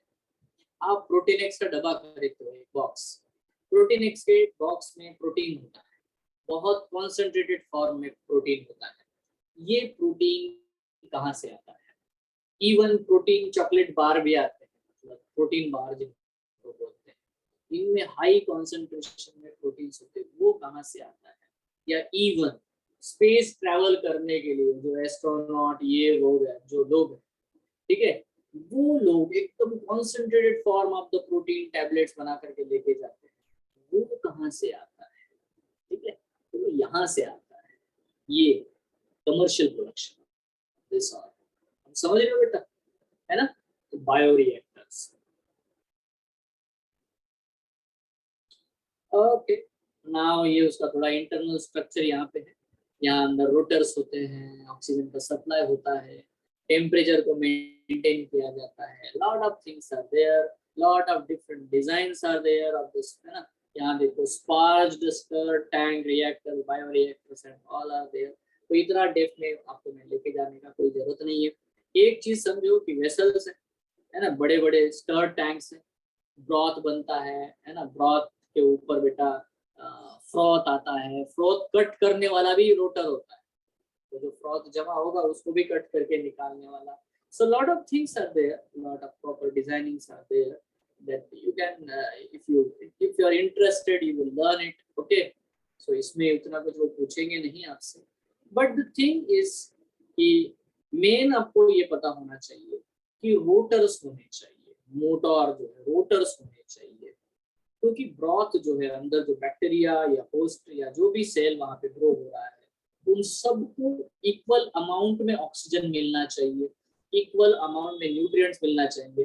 अगर यहाँ पे कोई रोटेट नहीं हो रहा है ना, तो बेटा वो क्या होता है, उतना प्रॉपर लार्ज स्केल पे प्रोडक्शन हमें मिलता नहीं है। इसलिए हमेशा आप देखो तो स्टर्ड टैंक बायोरिएक्टर्स यूज होते हैं, स्टरिंग वहां पे हमेशा चलती रहती है। आप इस अगर डायग्राम को देख रहे हो तो यहाँ पे दो एरोज दिखाई दे रहे हैं और रोटर्स दिखाई दे रहे हैं, जो अंदर ही अंदर बेटा उस ब्रॉथ को, उस कल्चर को जिसमें हमारा होस्ट बैक्टीरिया हाई लेवल पे प्रोडक्शन कर रहा है, ग्रो हो रहा है, ऑक्सीजन ले रहा है, वहां पे बीओडी बहुत है। बीओडी का मतलब होता है बायोकेमिकल ऑक्सीजन डिमांड। क्या होता है? बायोकेमिकल ऑक्सीजन डिमांड, ठीक है। जितना ज्यादा सेल्स ग्रो होंगे उतना ज्यादा बेटा उनको ऑक्सीजन की रिक्वायरमेंट बढ़ेगी, ऑक्सीजन की डिमांड बढ़ेगी। whenever the BOD will increase, the DO will decrease. What is DO sir? DO का मतलब है dissolved oxygen. Hello, are you getting this? BOD बढ़ा तो DO कम होगा, तो हमें क्या करना है, DO कम नहीं होने देने का है ना, इनपुट करते रहो, ऑक्सीजन देते रहो, उसको मिक्स करते रहो, इतना प्रॉपर मिक्स करो कि each and every cells need must be fulfilled. Hello, isn't it? है ना, क्योंकि वो आज एक सेल डिवाइड होगा तो उसके 10 दिन बाद में मिलियन सेल्स बनेंगे, एक सिंगल सेल्स। तो जितना हम लोग उसको एफिशिएंटली कंट्रोल कर पाते हैं उतना वहां पे बेटा है ना अच्छे से काम होता है। तो agitator system, N oxygen delivery system, ए फोम कंट्रोल सिस्टम, अ temperature control system, pH control system, sampling port जहां से हम लोग एक्चुअली आउटपुट निकालेंगे, वो जो है periodic withdrawal of the culture, सब अंदर अच्छा तो है, कोई पॉइजनस चीज तो नहीं आ गई है, कुछ इन्फेक्शन तो नहीं हुआ है, ये सब कुछ चेक करते रहना पड़ता है मैन्युअल, समझ रहे हो, है ना। ऐसे नहीं कि बस चल रहा है 10 दिन से वैसा ही, वो नहीं होता, बिकॉज वहां पे इतना सारा खाना पीना, तो फंगस एंट्री मार सकते हैं, फंगल स्पोर तो बहुत डेंजर होते हैं, वो एक बार उनको वो कंट्रोल कर लेंगे तो फिर वो किसी को सुनते थोड़ी है, ठीक है। तो फंगस बहुत ज्यादा बेटा क्या बोलते हैं जीवट होते हैं, ठीक है, वो बहुत ज्यादा मतलब एंट्री मार दिया तो इवन ह्यूमन बॉडी के ऊपर भी कहीं पे भी बेटा फंगस जाएंगे ना तो उनकी रिकवरी कर पाना, फंगल डिसीजेस की रिकवरी बहुत मुश्किल से होती है, आपको ये समझना है ना। तो ये होता है, ये सब कुछ बेटा हम लोग करते हैं, बट सब कुछ होने के बाद में एक मेन चीज है जिसको हम लोग डाउनस्ट्रीम प्रोसेसिंग, जिसको मैंने कहा आपको, isolate the things, purify them, है ना, सेपरेट देम, डिस्टिलेशन करो, है ना, लेबल करो, प्रिजर्वेटिव ऐड करो, ठीक है ना, और उसको सही ढंग से ट्रांसपोर्ट करो, प्रॉपर पैकेजिंग करो, है ना, प्रॉपर जगह पे स्टोर करके रखो, ताकि देखो अगर आपको पता होगा जैसे मतलब ये कोविशील्ड भी है, क्या बेटा उसका प्रोडक्शन बहुत लार्ज स्केल पे नहीं हो रहा था, बट उसको पहुंचाने का लोगों तक,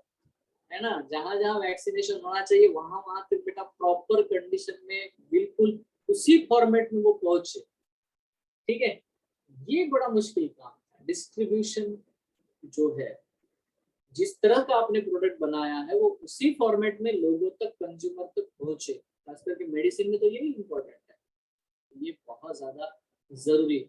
अब इसके बहुत बढ़िया बढ़िया फंक्शंस है, जैसे कि मतलब कैसे, जैसे गोल्डन राइस बनाया है, गोल्डन राइस कैसे बनाया है, ठीक है, या तो बहुत सारी चीजें हैं, मतलब ये हम लोगों ने क्या किया, आप लोगों ने देखा होगा वाटरमेलन वगैरह। हेलो सर, मैं 2 मिनट में फोन करूँ आपको, अभी लेक्चर चल रहा है, 2 मिनट, बिल्कुल 2 मिनट, ठीक है, अच्छा, ओके।